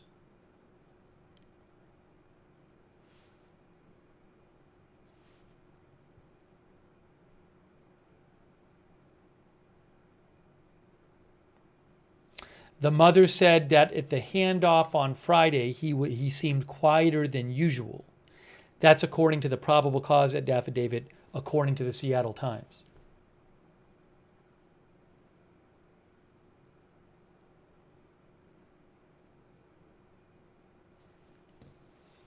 Also, real quick, according to the Seattle Times, the probable cause affidavit mentioned that the wife said that he said he'd been having some financial difficulties lately, and also he didn't show up for work yesterday. Got the truck moved east of the intersection at 115. It'll be on the right shoulder waiting for their tow from Seattle, and all will be clear. And his boss said he had some recent mental health concerns. 31434. I would be very interested in seeing that affidavit. I have no idea where to get it though.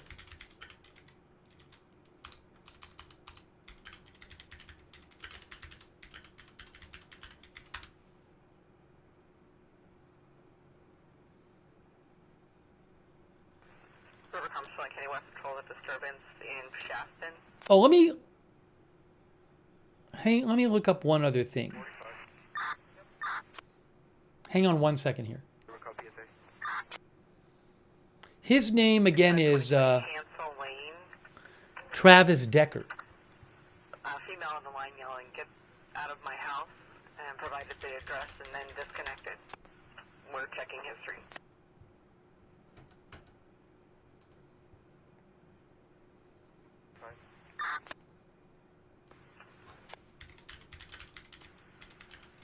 Was that K-45? Yeah, I searched the Washington State court document thing, and I couldn't find it. I'd want to write to the in the police department. I didn't see a website of so. Units covered. 43. Can you go again? Anyways. 43 main route from the valley and back. 45. Give me 1 more second here. I'll try one more thing, and then I still haven't been able to talk about. I still haven't talked about Ukraine yet. I got to talk about that. All main route to the disturbance.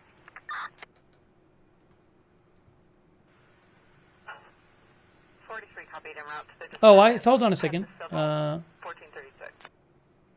K5 Rivercom. K5. Ask 47 or 32 to respond to back 45. 43 can stay in the valley.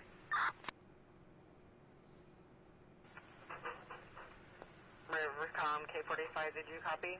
And 47, did you copy? 47, I'm en route. K47, 1437. 32 Rivercom. Away the tail, ending mileage 54.0. All right, I can't worry about this right now. We have to talk about. Oh, hold on. I found an email address. Give me 30 seconds to send an email. Let me send this email, and then we'll move on to Ukraine. Still en route. Back 45. 4.0. K32. I think it's you. You're being covered. I think you're en route to back 45. Correct. Thanks. 1437.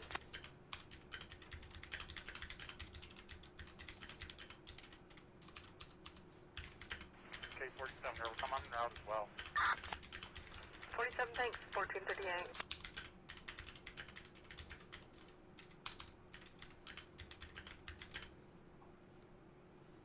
Rivercom units, I'm not showing any history at this address, although the RP is a Megan Garibay per her voicemail.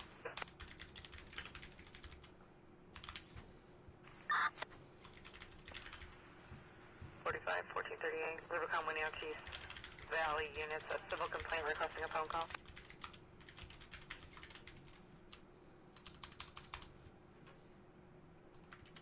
I just sent this.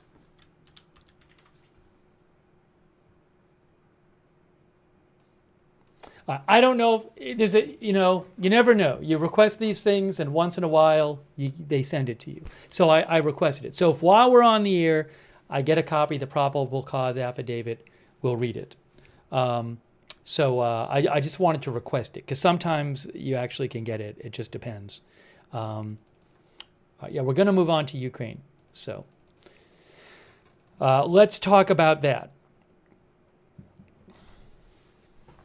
And I'm going to leave the scanner on, low volume, in case we hear any kind of updates from Washington.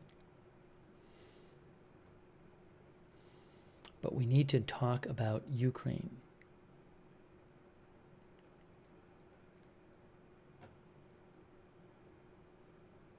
K5 Rivercom, I was on the phone, just pinned 115 for event. K5, copy 1439. Okay.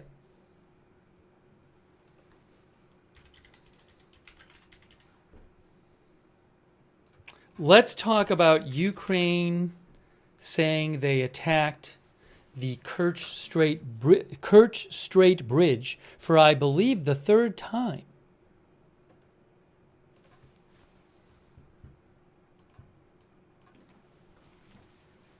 That is a key bridge which connects Crimea, Russia-occupied Crimea, and Russia over the Kerch Strait.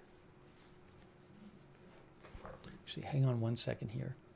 Give me 5 seconds. Hold on.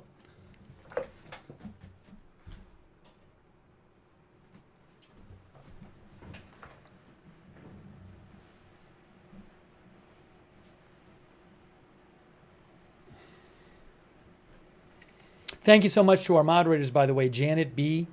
We did a whole stream on the drone attack. We did a 3.5 hour stream on the drone attacks. So on the air bases from a couple days ago, you can check that out if you'd like. We did a whole stream on it. Beth Mythical, thanks for moderating. Roberts May Queen, Janet B. Also over on Twitch, Bash and Girl, LB Prairie Dawn, I got that fire. Matthew Kohai 3, Sarah, Linda Belk, Larry, Misha on X, Margaret Riley, K. Larry Body on Facebook, thank you. And also thanks over on to Barker J. Roar for subscribing on Twitch. And thank you to, hold on a second here.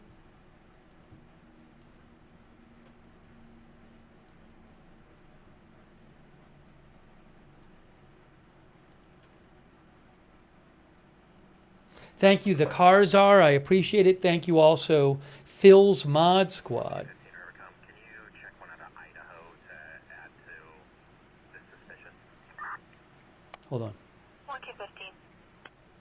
By the way, Phil's Mod Squad thinks... Parker, first of Anna, with a double N Nora, middle R Robert, 61878. She's going to be the possible. 1K15, 1442. Phil's Mod Squad The address thinks... that she gave, Hold on. it looks like, yeah, it doesn't look like it's a valid address. 45. I don't want to talk over the scanner. We mentioned how Kristi Noem had mentioned that the Boulder attack suspect's family had been taken into custody and they were being investigated to see if they had any involvement in the attack. Then the White House after that... Parker is valid out of Idaho. Then the White House after that said they had been captured, the family, and said they could be deported as soon as tonight.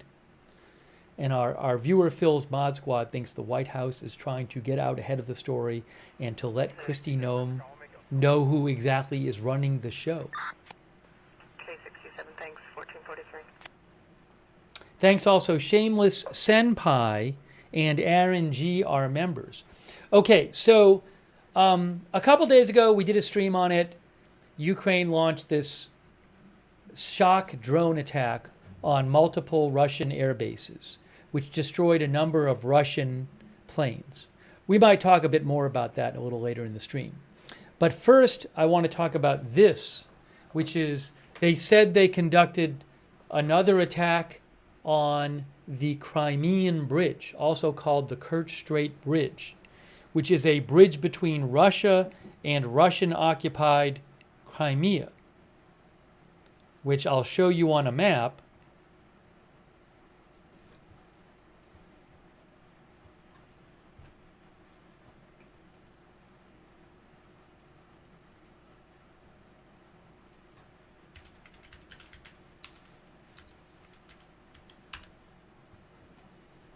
Crimean Bridge. So there's Ukraine, there's Russia, the Kerch Strait there's Crimea, which is occupied by Russia. There's the Kerch Strait, and the bridge, there's the Crimean Bridge here. which has been attacked, I believe, twice before by Ukraine. So Ukraine says they have attacked it again. They said the security service of Ukraine has carried out a new, unique, special operation and struck the Crimean Bridge for the third time, this time underwater. The operation lasted several months. They said that the, what is this, Ukrainian, is that Secret Service? Security Service of Ukraine, they said, hold on.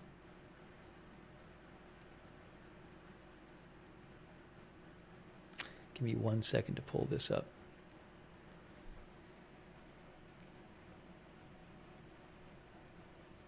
Hold on. Hold on a second here, please. Where is this thing? Here it is. Great. The security service of Ukraine, their agents planted explosives on the supports of this illegal structure, they say. And today at 4:44 a.m., without any civilian casualties, the first explosive device was detonated. The underwater pillars of the bridge supports were severely damaged at the seabed level.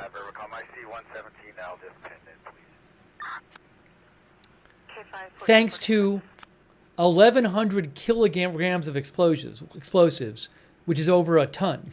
Thanks to over a ton of explosives in TNT equivalent. As a result, the bridge is now in critical condition.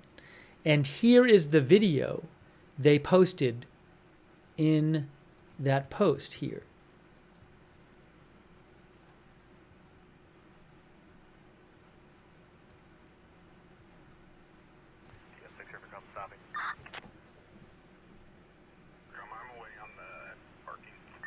So they said that this is underwater explosion.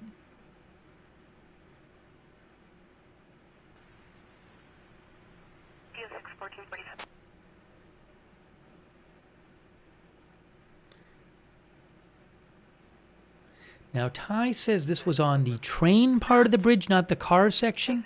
I have to look up some more details on this. But they say that the bridge is in critical condition. Give me 1 second. Okay, 67, 1447.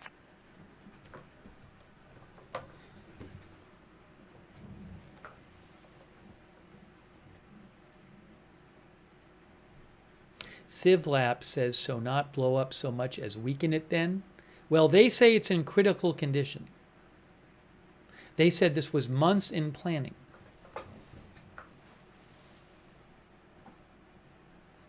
Caleb thinks it was the car section. Let me try to get you some more information on this. Hang on a moment. Rock K9 says Putin is not having a good week. Let me show you some more on this, okay? Give me a moment. I'm going to pull up some more information on this for you.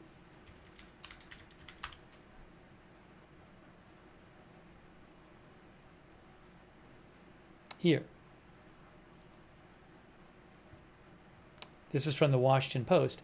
Oops, that's way too big. As Russia reels from drone attack, Ukraine targets vital Crimea Bridge. Okay, 47, copy,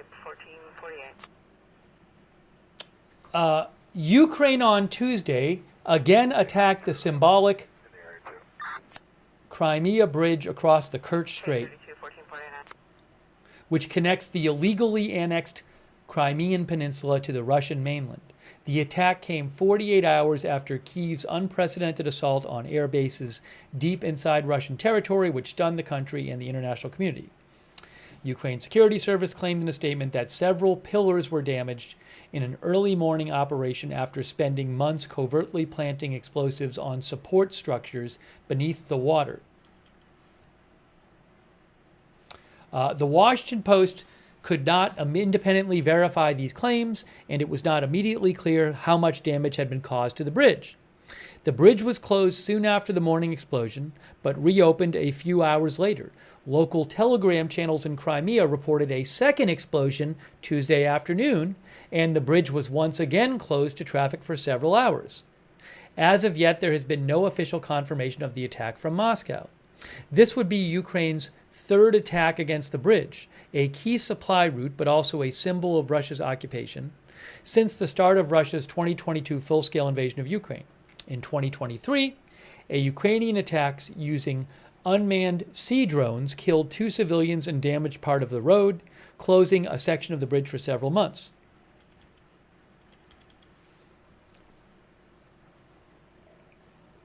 The head of the Ukrainian Security Service said, "There is no place for illegal Russian structures on the territory of our state. The Crimean Bridge is a completely legitimate target, especially considering that the enemy used it as a logistical artery to supply its troops. Crimea, as Ukraine, in any form of occupation will be met with a firm response." The attack on the bridge also follows Ukraine's stunning operation targeting Russia's strategic bomber fleet on Sunday, which was also coordinated by the same person and overseen by President Zelensky. I'm going to show a video from that attack in a second. The drones attack, which we have a whole stream on from 2 days ago, which was planned over 18 months and involved smuggling dozens of drones armed with explosives deep into Russian territory as far as Siberia and the Far East, reportedly destroyed at least 12 aircraft. Ukraine, I think, is saying it hit 41 aircraft. Some of them were nuclear-capable aircraft, including A-50, Tu-95, Tu-22M3, and Tu-160 models. Planes Ukraine said Russia had used nearly every night to bomb Ukraine.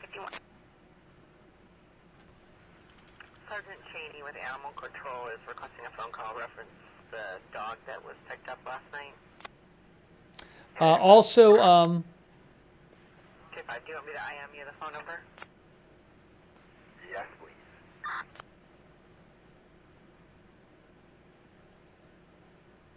let me just read a little more from the story. This story talks about the drone attacks a little bit, and then I'll show you the video. Most of the details on how the drone attack was carried out remain secret. It is also not known if the planes reportedly destroyed were in active service. President Putin has yet to comment on the drone attacks, and Russian state media has remained noticeably silent in the wake of those events. A Kremlin spokesman, Dmitry Peskov, said today the president was being kept abreast of developments and that an investigation was underway.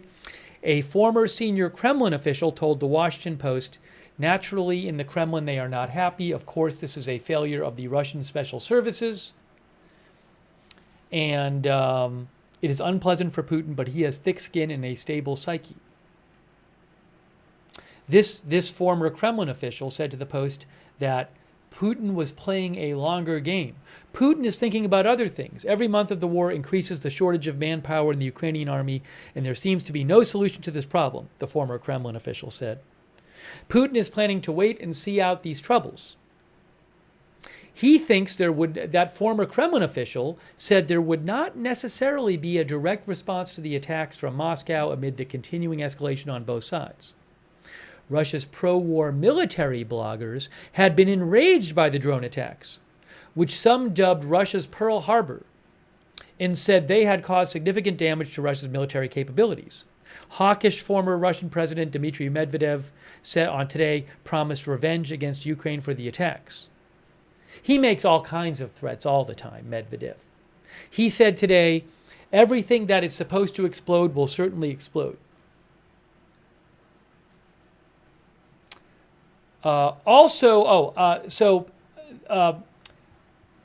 Two, I would call them experts on the region, Jimmy Rushton and Michael Weiss, who I follow, today both said that they had seen footage that had not been publicly released yet that showed at least 2 AWACS aircraft being struck by drones in the drone attack. A-50 aircraft, which are these like control aircraft.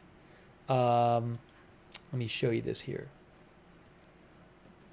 There's from Wikipedia, A-50 aircraft, the Bereyev, if if I'm pronouncing it right, A-50 aircraft. That's an airborne early warning and control aircraft.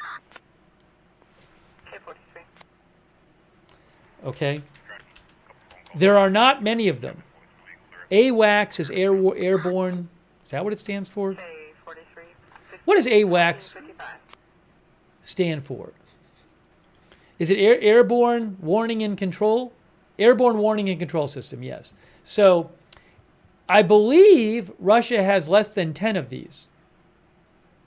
Fred Flintstone says it's like our AWACS plane. So Jimmy Rushton, who's an expert on the region who I follow, he said today, I have been shown footage, unreleased footage, of Sunday's Ukraine drone attack.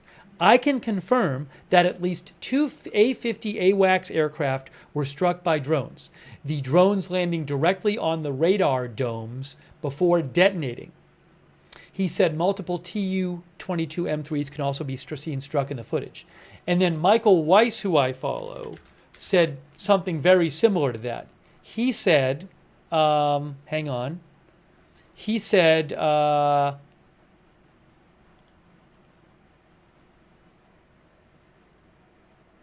where is it here? If I have this right. I thought he said it.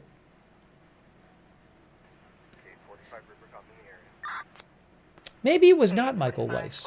I could have swore it was Michael Weiss. Yes, Michael Weiss said earlier today, just watched a video showing Ukrainian drones hitting 2 Russian A-50s, those AWACS planes. Can't share the video just yet, he said, but this confirms scuttlebutt from Ukraine that they knackered 2 irreplaceable Soviet-era early warning and control aircraft. He believes that Russia only had 6 of them, and that now they would only have 4 of them.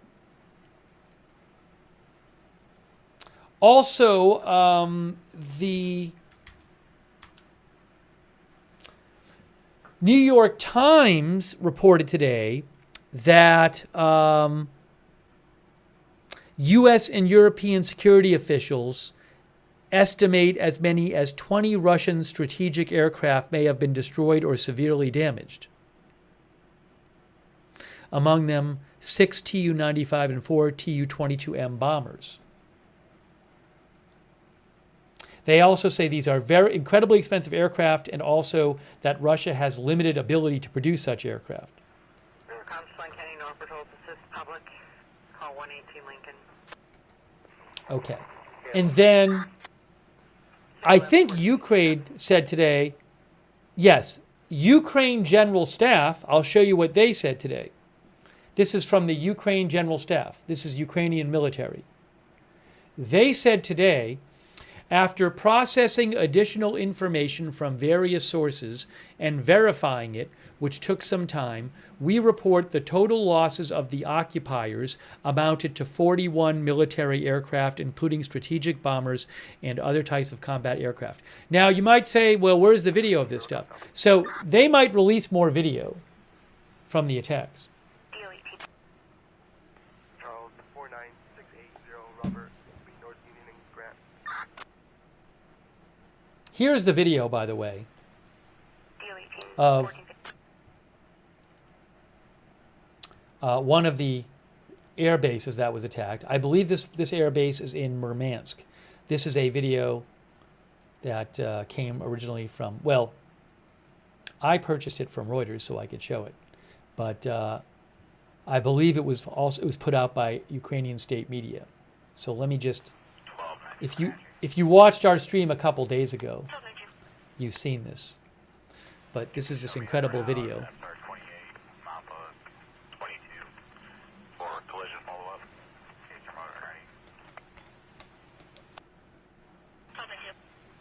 Unbelievable. At the end, you'll see a different air base. But this is all one air base here.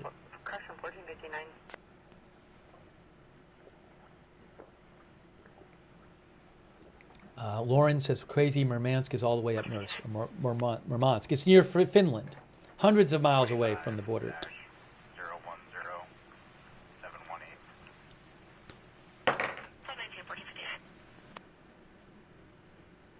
Okay, 36 Rivercom, I'll be clear, report to follow. Yeah, this, as one of our viewers said, this does not show 41 aircraft, but there is supposedly that's a different air base. That's Irkutsk Air Base. That's the one in Irkutsk, which is about 2,500 miles away from the border.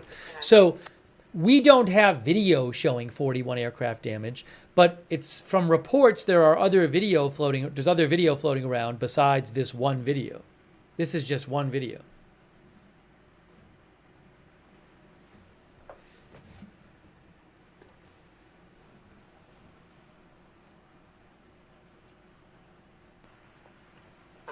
Cave 46, I'm not getting a return for 1 Lincoln 430 George Union out of Idaho. Is it a truck or a car? Amra thinks it's going to get worse. Doug said, I heard 4 or more bases got hit. I believe Ukraine said they attacked 4 bases and Russia said they attacked 5, but I can't confirm how many bases actually were successfully hit.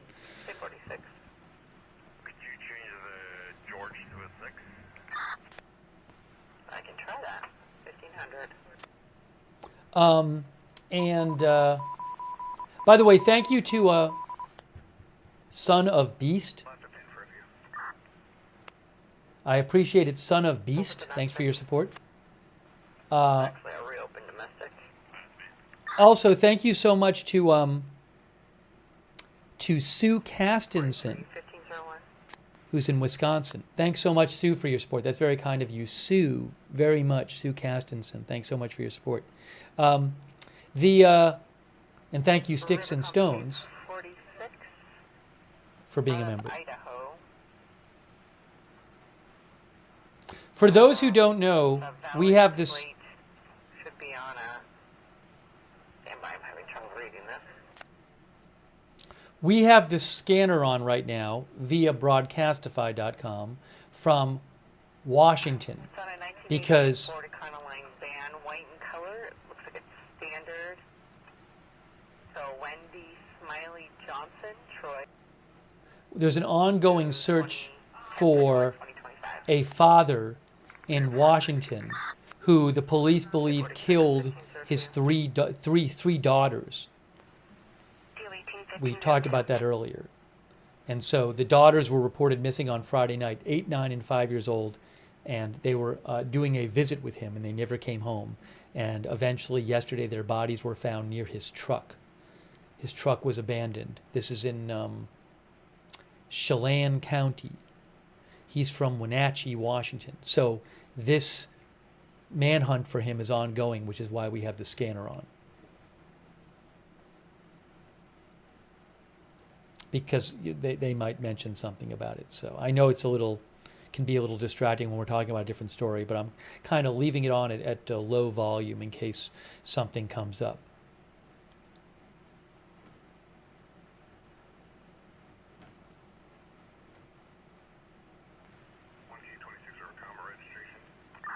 Let's talk a bit more about Ukraine. Charles John 2474, if you could add it to the call as the vehicle. Received 1506.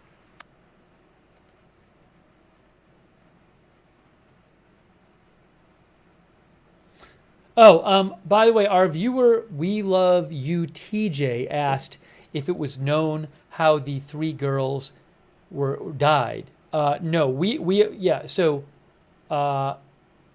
don't know.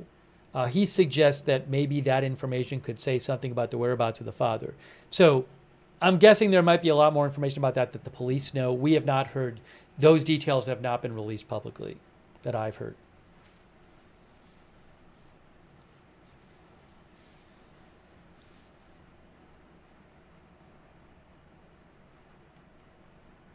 But that search is ongoing for him.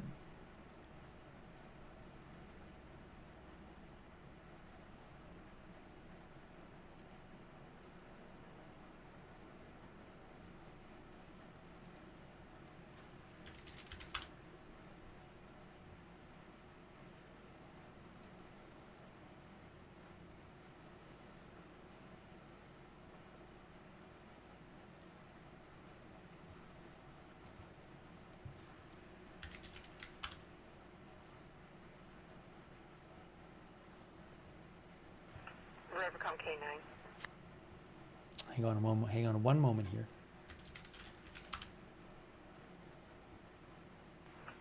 Rivercom K5. Oh, I was going to show you something here. If you're available, there's Chris Jensen requesting a phone call. His daughter's hiking the enchantments through Thursday, and they've got some questions. She's confirming that's in the comments. Yes, it's the very last comment. I wanted to show you this. This is Reuters had an article. Satellite imagery shows Ukraine attack destroyed and damaged Russian bombers. And they got some photos in this article. So, where is...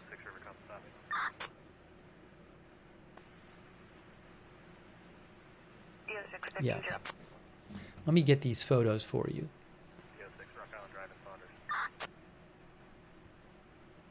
Give me one moment here.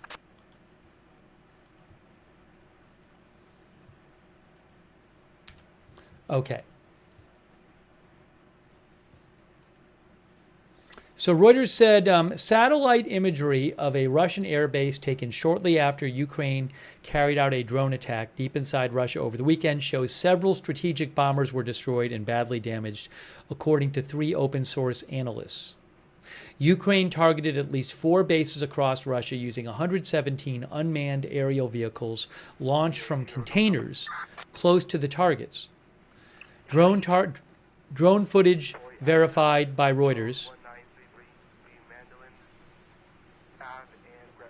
shows several aircraft were struck in at least 2 locations. Capella Space, a satellite company, supplied Reuters with an image of one of those airfields. Located in the Siberian region of Irkutsk. That image was taken yesterday, the day after the attack. Cloud cover can obscure conventional satellite pictures, but the data is from synthetic aperture radar satellites, which direct energy beams at the Earth and detect echoes, making it possible to identify small topographical details. Neat. The image, more grainy than conventional high-resolution photographs and in black and white, appears to show debris of several aircraft located along the runway of the Belaya military base or parked in protective revetments nearby. A research associate who specializes in this sort of thing, said, based on the debris available, comparison to recent satellite images and released drone footage from Telegram posted to Twitter, I can see the destruction of several aircraft. Let me show you the photos here. So I just got those photos, and I'm going to show them to you here. Okay, so here is one of those before and after photos. Interesting. So the before and the after. This is, to be clear, Belaya Airfield. That's Irkutsk region. 1040 Station 41, Flight 96, Ballard, injury accident, Martin's Marketplace, 130. Now let me Battalion 40, Station 41. zoom in here. Ah, here we go. This is very interesting. So look, can you guys see this? You have these little planes here. I mean, maybe these are destroyed planes here. Look at this. See that right there? Look at this. See these planes? And then over here, I need to make this a little smaller, I think. You're missing some of it. K33, 1508.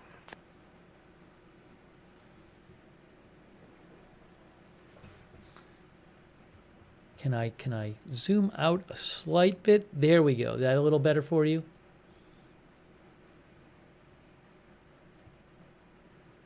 Look at this.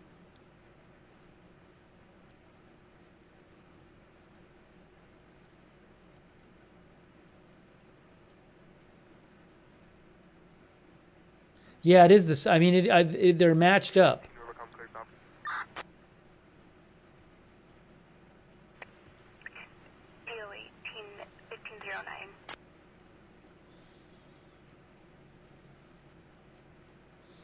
See, this might be a different, I believe this is not the air base that is in that video I just showed you. That video where you see the overhead shot of the planes all on fire. I think this might be a different air base because I believe that video was taken from Murmansk and this satellite shot is in Irkutsk.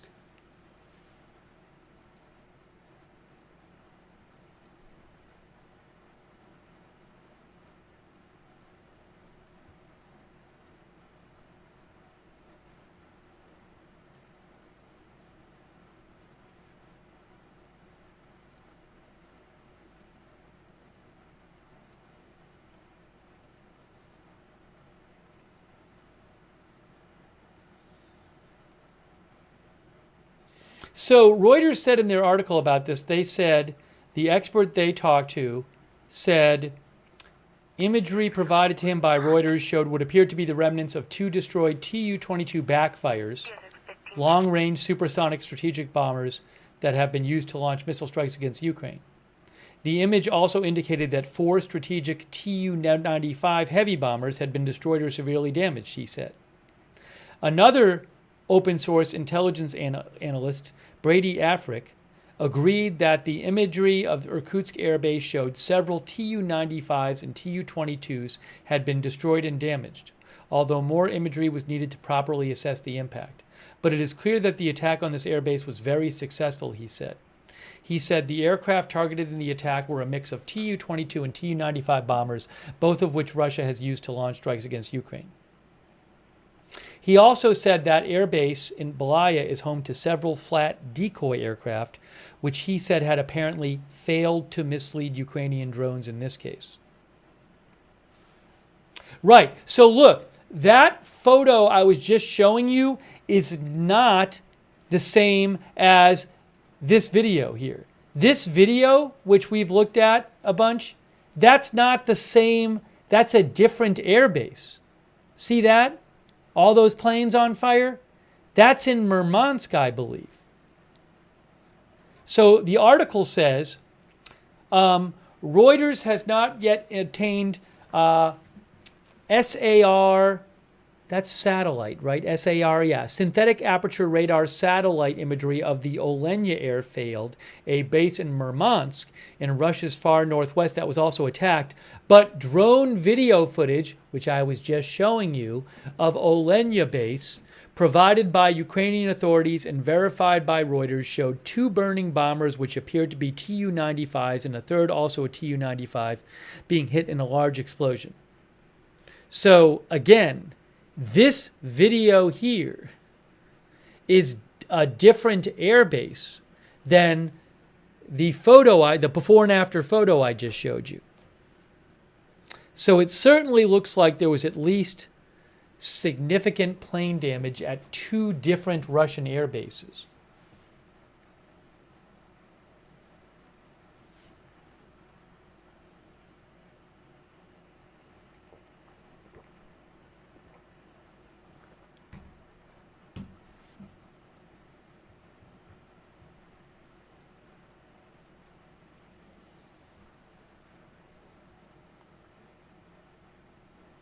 Crazy.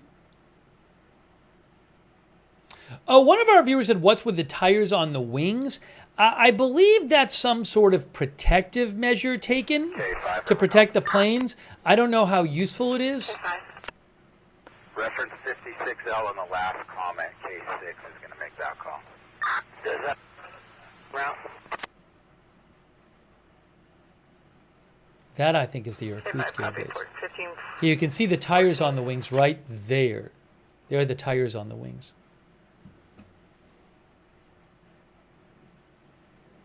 Matt thinks it's to trick AI on drones.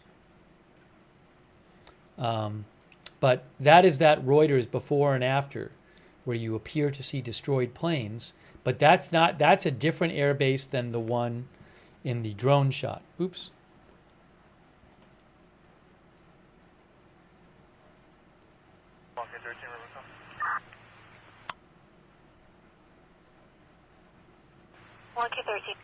Low-flying objects thinks, sorry, It's that the tires are to confuse AI targeting as they are trained on specific shapes.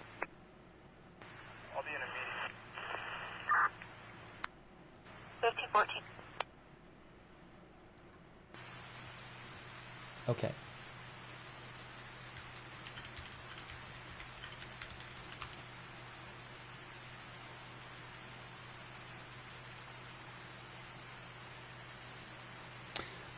For what it's worth, Google AI says that the tires are designed to confuse drone and missile targeting systems to make them harder to identify by computer vision systems. Maybe that's the case.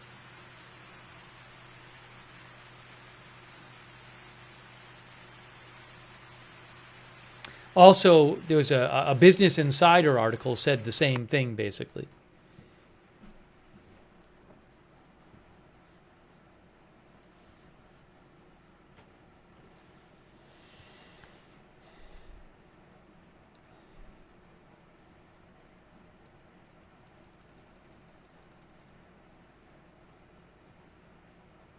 DO-18 Rivercom, can you update the location at Airport Way and Pingborn Drive? DO-18 15.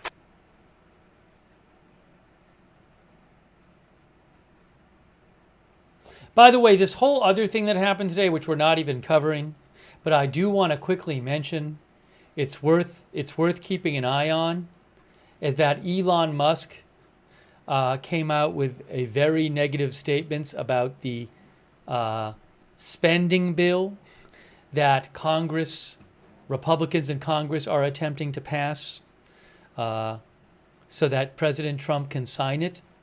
And the House just passed a version of it.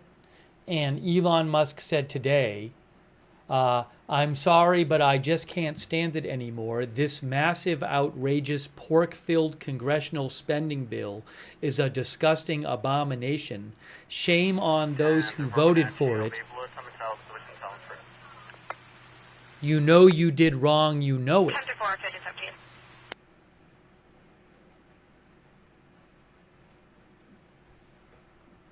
He also said about this,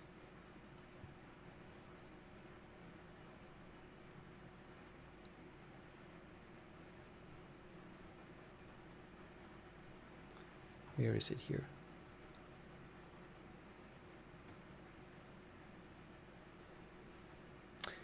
He said, the spending bill will massively increase the already gigantic budget deficit to $2.5 trillion and burden American citizens with crushingly unsustainable debt. So, anyways, that's a whole other interesting thing that's going on.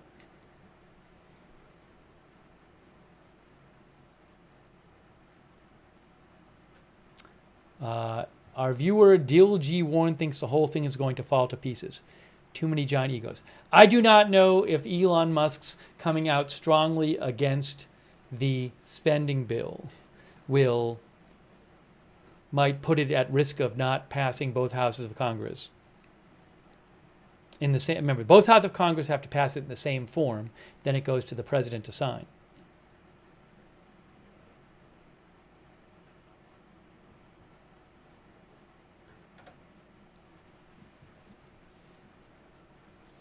So that wasn't even on our list of 3 things to cover, but I did want to mention it. I haven't seen any more updates about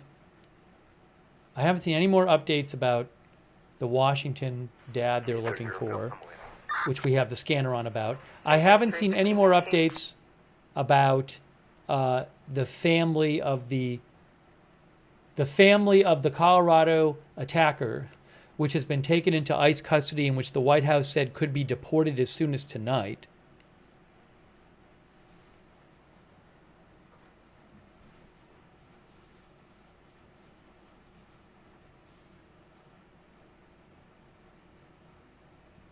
Distant Galaxy 13 thinks the spending bill will bankrupt us. Molly Morgan thinks it won't pass the Senate.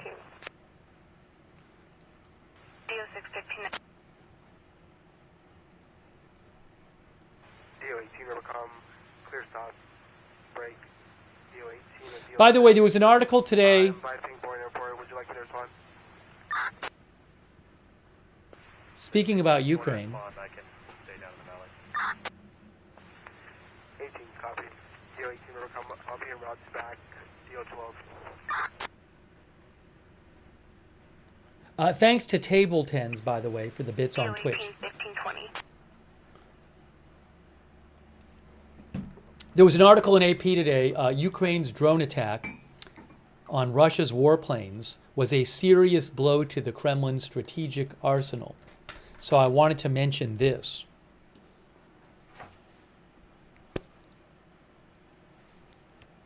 If you missed it, Ukraine announced, as we said before, real quick, For information, there's a property that pending. The RP is going to leave the property with records. that they had attacked the Kerch Bridge between Russian-occupied Crimea and Russia. Oh, by the way, they did say, they said Crimean Bridge, third time's a charm. That's Ukraine Defense Ministry. Sorry, 1521. Because they've attacked it three times now. But they said, just to show you again, the security service of Ukraine has carried out a new unique special operation and struck the Crimean Bridge for the third time, this time underwater. The operation lasted several months. Ukraine security service agents planted explosives on the supports of this illegal structure, and today at 4:44 a.m., without any civilian casualties, the first explosive device was detonated. The underwater pillars of the bridge supports were severely damaged at the seabed level thanks to 1,100 kilograms, that's over a ton of explosives in TNT equivalent. As a result, the bridge is now in critical condition, they say. And I showed you this before, but I'm just going to show you again. If I can pull it up here, right here. Here's the video they posted. Oops.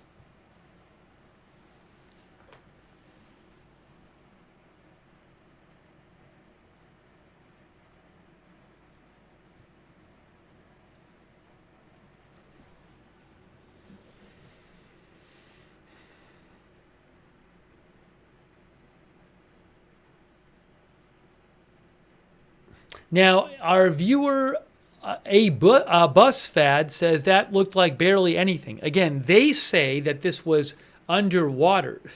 So the damage would be mostly underwater. It's the underwater pillars of the bridge supports.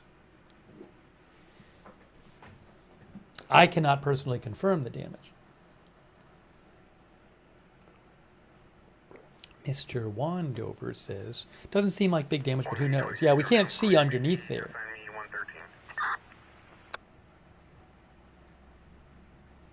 Rick D says, water is heavy. All right, so I wanted to mention also on this drones attack from a couple days ago.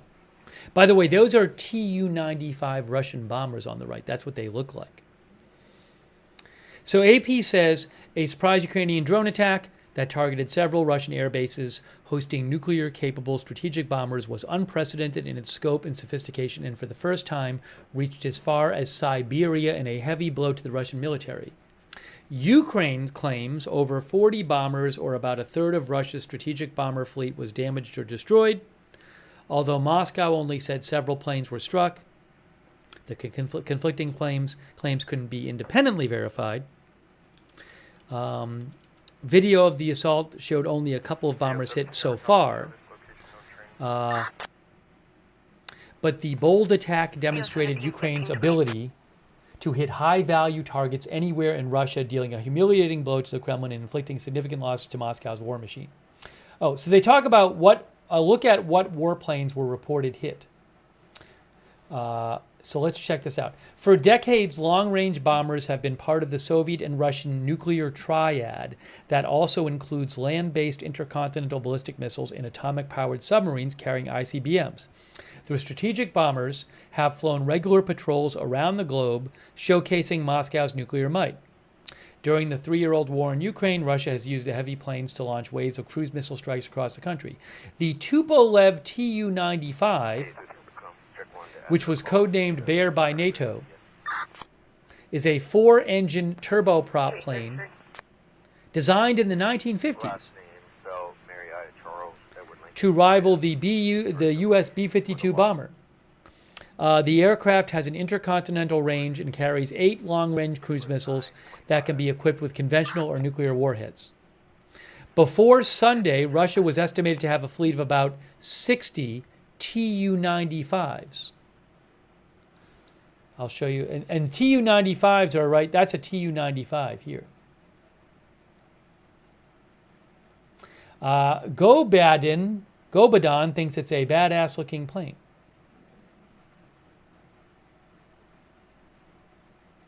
And then the Tu-22M is a twin-engine supersonic bomber designed in the 1970s, codenamed Backfire by NATO. It has a shorter range compared to the Tu-95, but they have a capability to reach the U.S. if refueled in flight. And then the latest plane version, the Tu-22M3, carries KH-22 cruise missiles that can fly at 3 times more than the speed of sound. It dates to the 1970s. It was designed to strike U.S. aircraft carriers. It packs a big punch thanks to its supersonic speed and ability to carry nearly 1,400 pounds of explosives. But its outdated guidance system could make it highly inaccurate against ground targets, raising the possibility of collateral damage. Russia was estimated to have between 50 and 60 Tu-22M3s in service before Sunday's drone strike.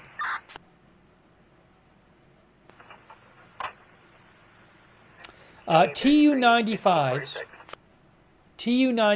and Tu-22Ms are no longer being produced in the USSR in Russia. We transfer David to your cell. They cannot be replaced. Russia has another type of strategic nuclear capable bomber, the supersonic Tu-160. Fewer than 20 of them are in service.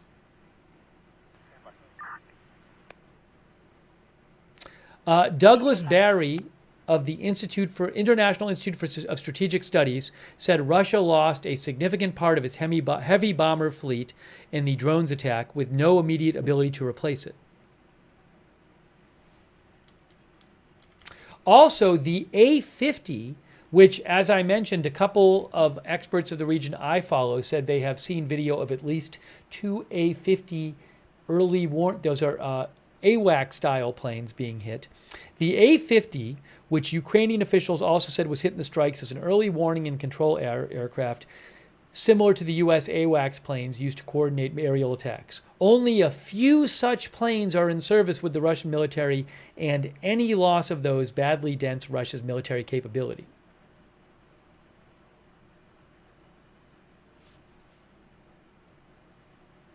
Ukraine has claimed 41 aircraft, Tu-95s, Tu-22Ms, and A-50s were damaged or destroyed in the attack. A senior defense official told AP that attack represented a level of sophistication that Washington had not seen before.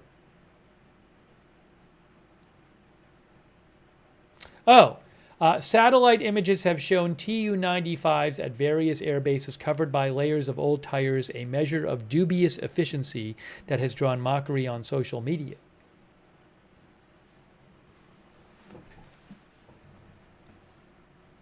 We'll see if more video comes out from this. As I just said, 2 people I follow say they had seen video of 2 A-50 AWACS-style planes being hit by drones.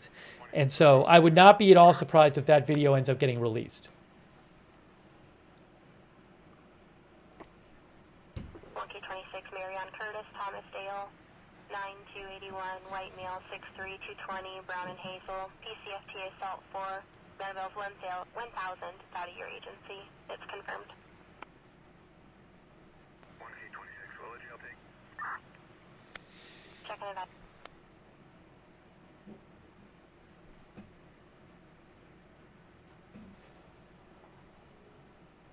Messi says, our viewer Messi says, some experts say it will take Russia decades to replace them. I was also going to mention what the Institute for the Study of War had to say about it. Unusual AI thinks those planes can't be rebuilt without Western technology parts.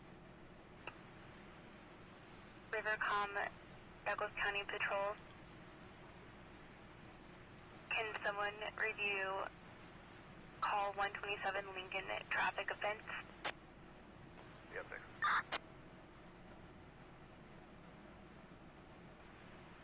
DO6 1530.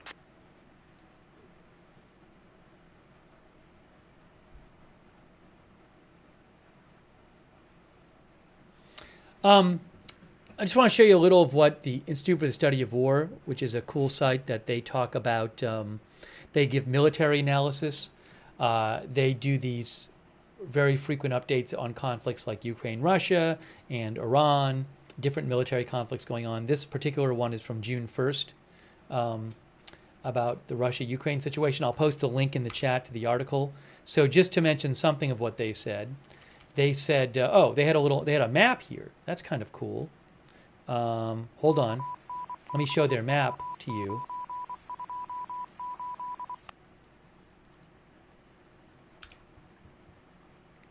Is this going to work? Let's see. Can I shrink this? No, I can't shrink that. Let me do it this way. Wenatchee patrols, parts of our red pickup, hauling a sports passenger car north down Sunset 10th Street. See, it says Driver did not appear sober. Ukrainian drone strikes on Russian air bases. The Olenya one up here by Finland, that's the one where we saw the drone video of. And then the one we saw the photo of, the before and after, is Belaya Air Base in Irkutsk, all the way over here. There's Ukraine here. Can somebody assist?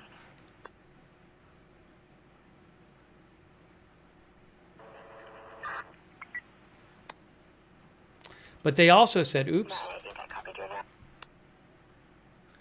Ukraine continues to innovate its drone technology and tactics to achieve operational surprise and successfully target Russian military infrastructure in the rear. Checking advice. They said Ukraine was reportedly able to launch the drones close to the targeted Russian air bases, which likely enabled the drones to evade Russian electronic warfare systems and deny Russian air defenders enough time to detect the drones. The innovative use of semi-trucks to launch the drones directly in Russian territory enabled Ukrainian drone operators to strike targets deep inside Russia's rear and conduct the first drone strike during the war against a target in Siberia. The tactics to use FPV drones and not aircraft-type long-range drones also allowed drone operators to maintain operational surprise to inflict maximum damage and minimize Russia's response window. And they said Ukraine's drone strike operation against strategic Russian aircraft may at least temporarily constrain Russia's ability to conduct long-range drone and missile strikes into Ukraine.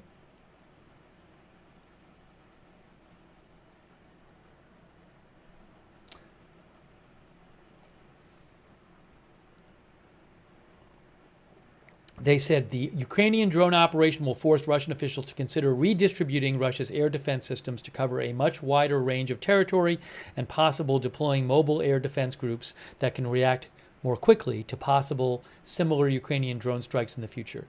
Russia will likely struggle to replace the aircraft that Ukrainian forces damaged and destroyed. Forbes reported in 2023 that a single A-50, that's that AWAC-style plane, cost roughly $500 million. The Kyiv Independent said in June Russia has fewer than 10 of them in operation. That was before Sunday. I was trying to email it to you, but it's to email. Can I print? A Ukrainian military observer said Ukrainian forces destroyed some strategic aircraft Russia no longer produces.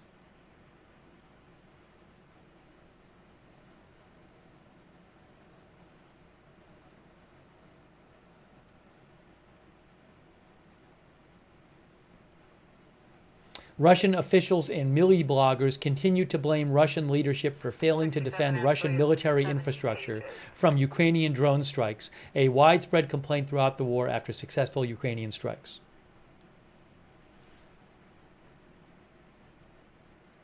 Anyways, you can read the whole article if you want at Institute for the Study of War. I'll post a link to the article, but they do some really good work there. 67, I'll just fax it.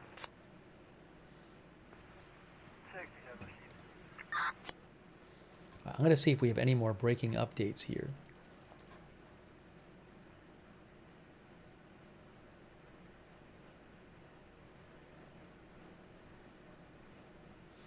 There's also some tornado warnings going on. I'm not going to cover that on this stream.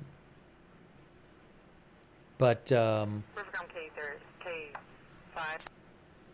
I know some of the, I believe some of the weather people are covering that. K39 is requested. I'll keep an eye on it. K5. Billy Harris says, any word on Putin? Putin has not released a statement on the drone attack. At least as far as I'm aware.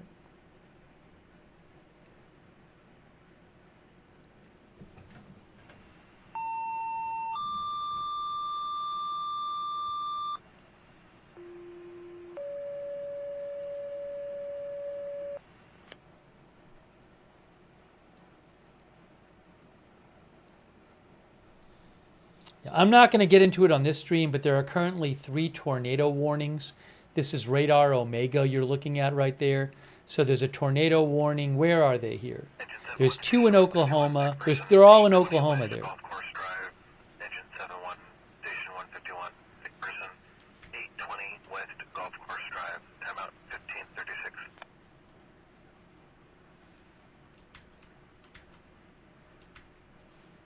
It's right. Hold on. K43, 1547. Why is this? I'm doing something wrong here. I want to do this single site. I forget. I haven't done this in a while. Where is the right control? Oh, that's this. There. So anyways, just so you know, you can check out one of the weather channels, which I'm sure we'll be talking about this. But there are 3 tornado warnings in Oklahoma now. 1 south of Oklahoma City. So I would direct you to the weather channels who are probably covering that.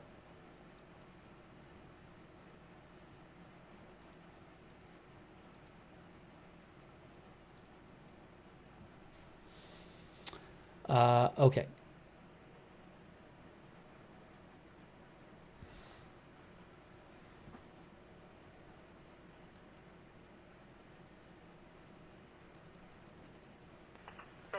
Keith thinks that Putin is making a statement tonight. I have not heard that, but I'll keep an eye on it.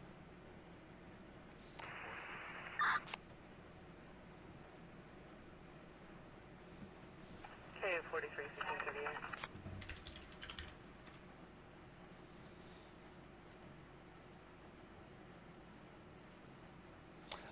Also, interestingly, what's going on with this, guys? Why is Elon Musk's timeline say this now? Ethan Bolin, our viewer, says X is kind of messed up right now. So I know Elon Musk has posted. I was just showing you his post. But if you go to his page right now on X, it just says he hasn't posted. Brad thinks Putin is ready to rumble. Andy Cush says he banned himself. Are there X problems right now? Is that what's going on? Austin says X users are reporting issues. World War says X isn't loading.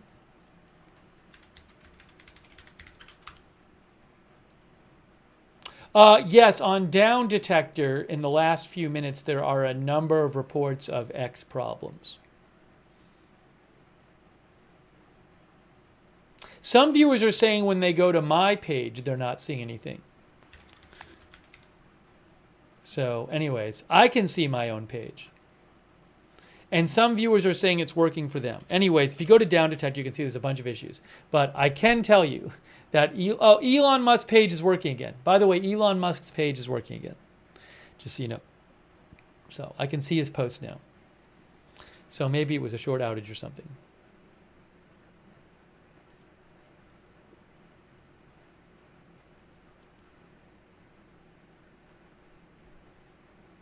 Oh, thanks, Donna Smith, for the gift memberships. That's so kind of you. Donna Smith, thank you.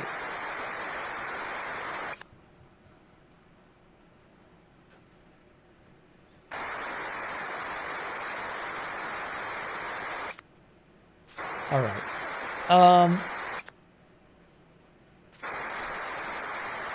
Yeah, Dr. Daniel Swain.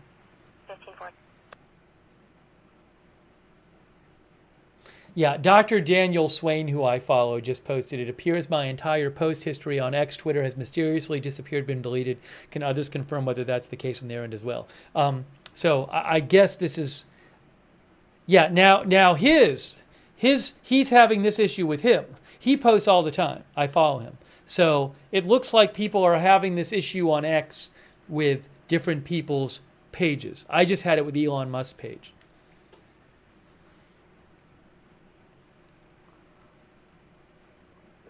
So it seems like X is having some issues. Teresa says, I still can't see Elon Musk's posts.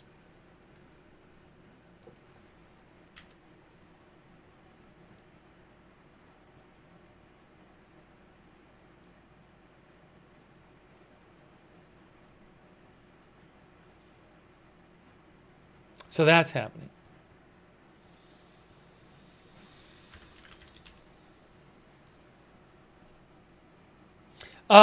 Somebody mentioned National Weather Los Angeles. When I go to National Weather Service Los Angeles, I get this.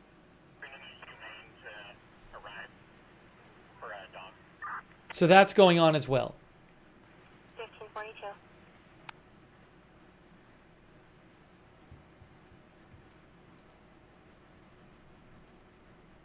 Yeah, I'm clicking on a lot of people, and that's happening. Yes, that seems to be a big issue now. 306. Even National Weather Service tornado.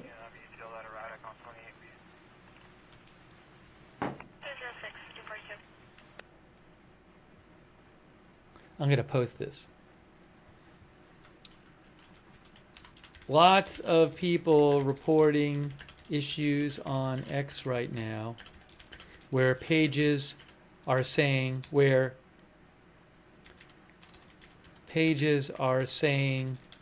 hasn't posted.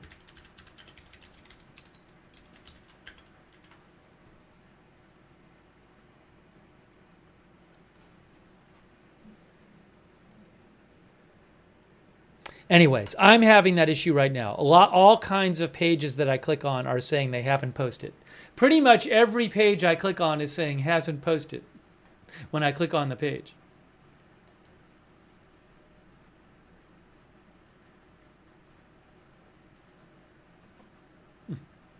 And I know they have posted because I can see posts by them. Rivercom 1K15, Humane has a 15-minute ETA. Okay, well anyways, that's happening. 1543. Not with everybody, though. Nigel is getting the issue in the UK.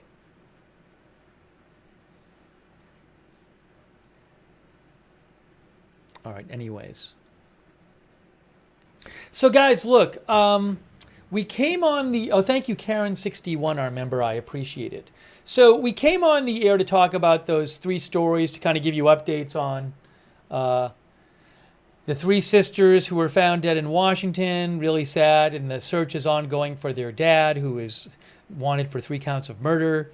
Terrible. We've been listening to the scanner with that too. We've been talking about how the family of the Boulder attack suspect has been taken into custody by ICE, how the White House says they might be deported as soon as tonight.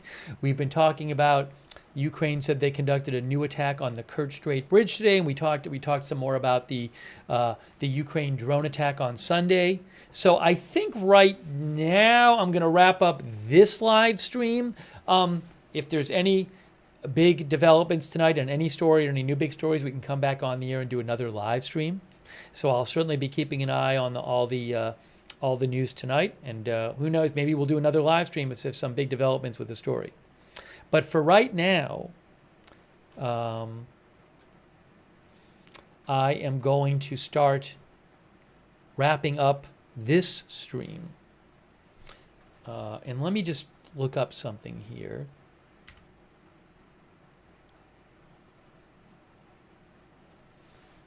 Yeah, so we did I wanted to cover all these things, so we did multiple coverage today.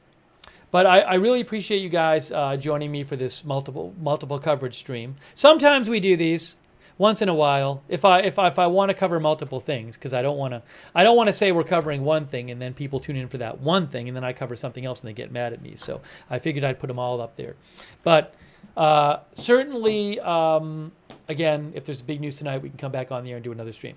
So I really appreciate you joining the stream. Thanks for sharing your comments on the streams, for sending me updates. And I'll keep you posted if I hear anything big and new. I don't know that I'm going to be doing weather coverage. I mean, there's a lot of channels that specialize in weather coverage, but who knows? It's always possible I do it. But I'll keep an eye on it. You can follow me on X for updates if your X is working.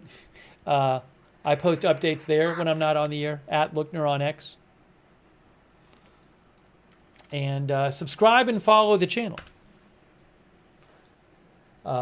Agenda Free TV, we cover all kinds of live breaking news here without an agenda. Agenda Free TV. Subscribe and follow. Huge thanks to all of our moderators. You guys are awesome. They're the reason that we can have chats, and we couldn't have our chat rooms without our moderators. So huge thanks to our mods. People like RJ and Ruth Krafasi.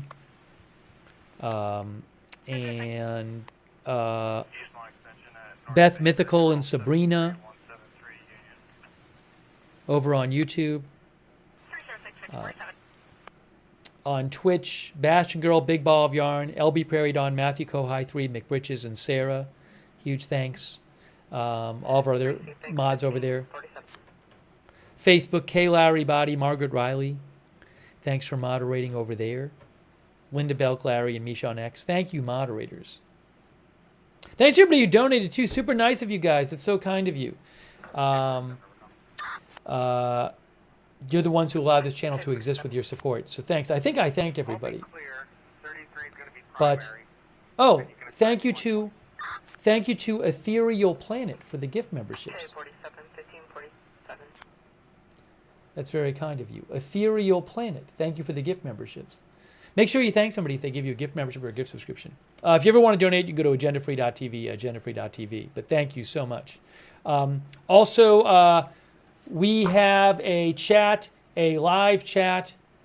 Live chat? Well, it's a chat where you can post and then read what people post after. We have a chat where you can chat with other viewers when we're not on the air. It's on Discord, and it's free.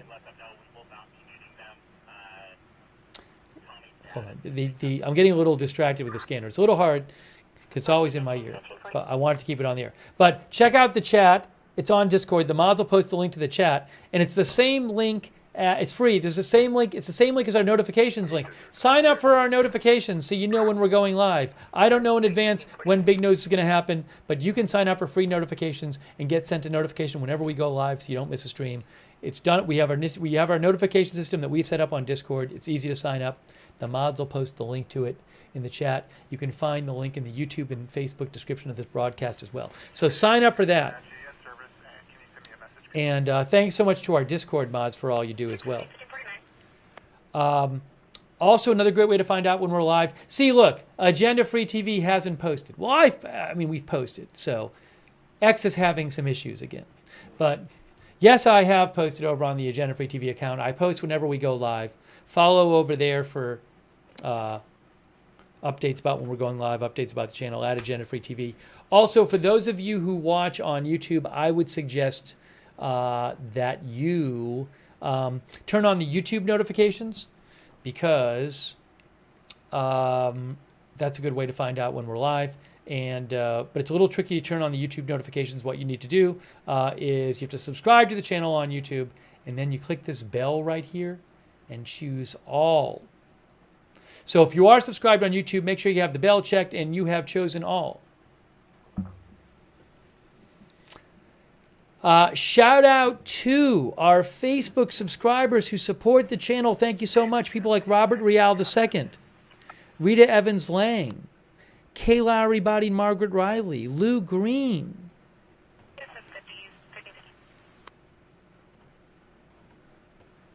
All of our Facebook subscribers, thank you. Our Twitch subscribers like Bad Toastery, Matthew Kohai 3, Annie Cush, Wall Street Shaggy, Barker J. Roar, Jaycon Gonzalez. Thanks for subscribing on Twitch. And our YouTube members, thanks so much for being members over there, like Jesse's Girl, Roger Shoemaker, Evelyn in Maine, Joanne Chelsea FC, Jesse's Girl, CAC 813, Confidence in God, Austin Batman, Callie Raven, Fred Flintstone, Rick D, Mystical Wolf, Irish Sweetness, Pam Turner, Kelly McAlien, Ann Breedenstein, Dark Cloud, You Rock, Chris N, RJ, Tina Marie, Linda Cosma, Shawnee, Confidence in God, Tommy Zinneman, Dennis Kennedy, Win3982, thanks for being members, Doug Cahill, J.K. Sinar, Charlie Lima Papa 4, Evelyn V, Civlap, Queen of the South, Bluesy Girl, all of our other members over there. Thanks, Leslie Springstead, for joining the chat. Top Dog, thanks for watching. Lisa Lee, Messy,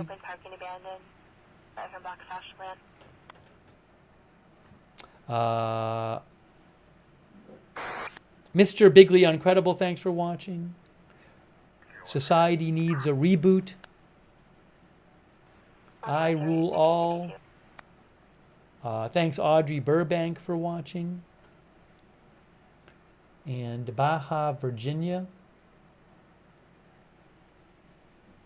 And Paula Thompson. All right, guys. So we're wrapping up this stream. Again, I'll keep an eye out for breaking news.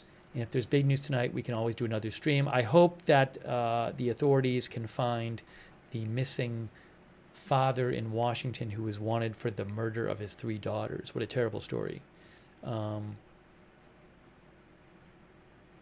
Patrols erratic, South 97, Mapos 224, white Mitsubishi passenger car, Boy Ocean Union 5969, plane travel. So let's hope that that person can be found soon. All right.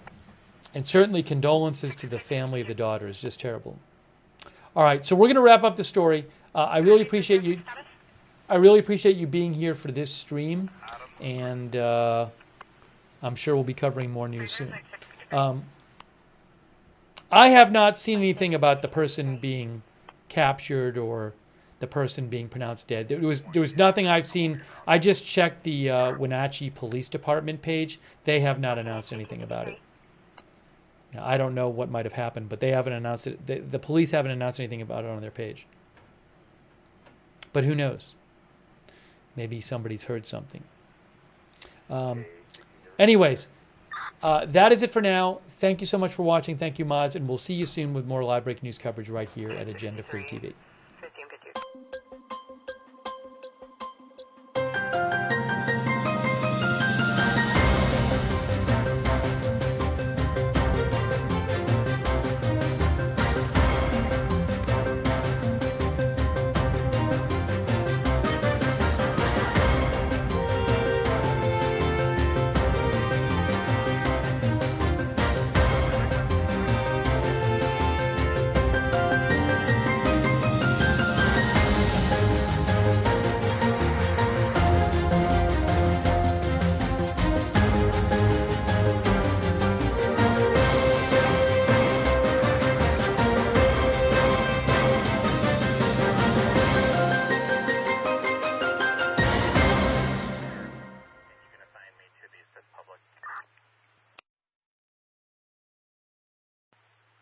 1K15, 1554.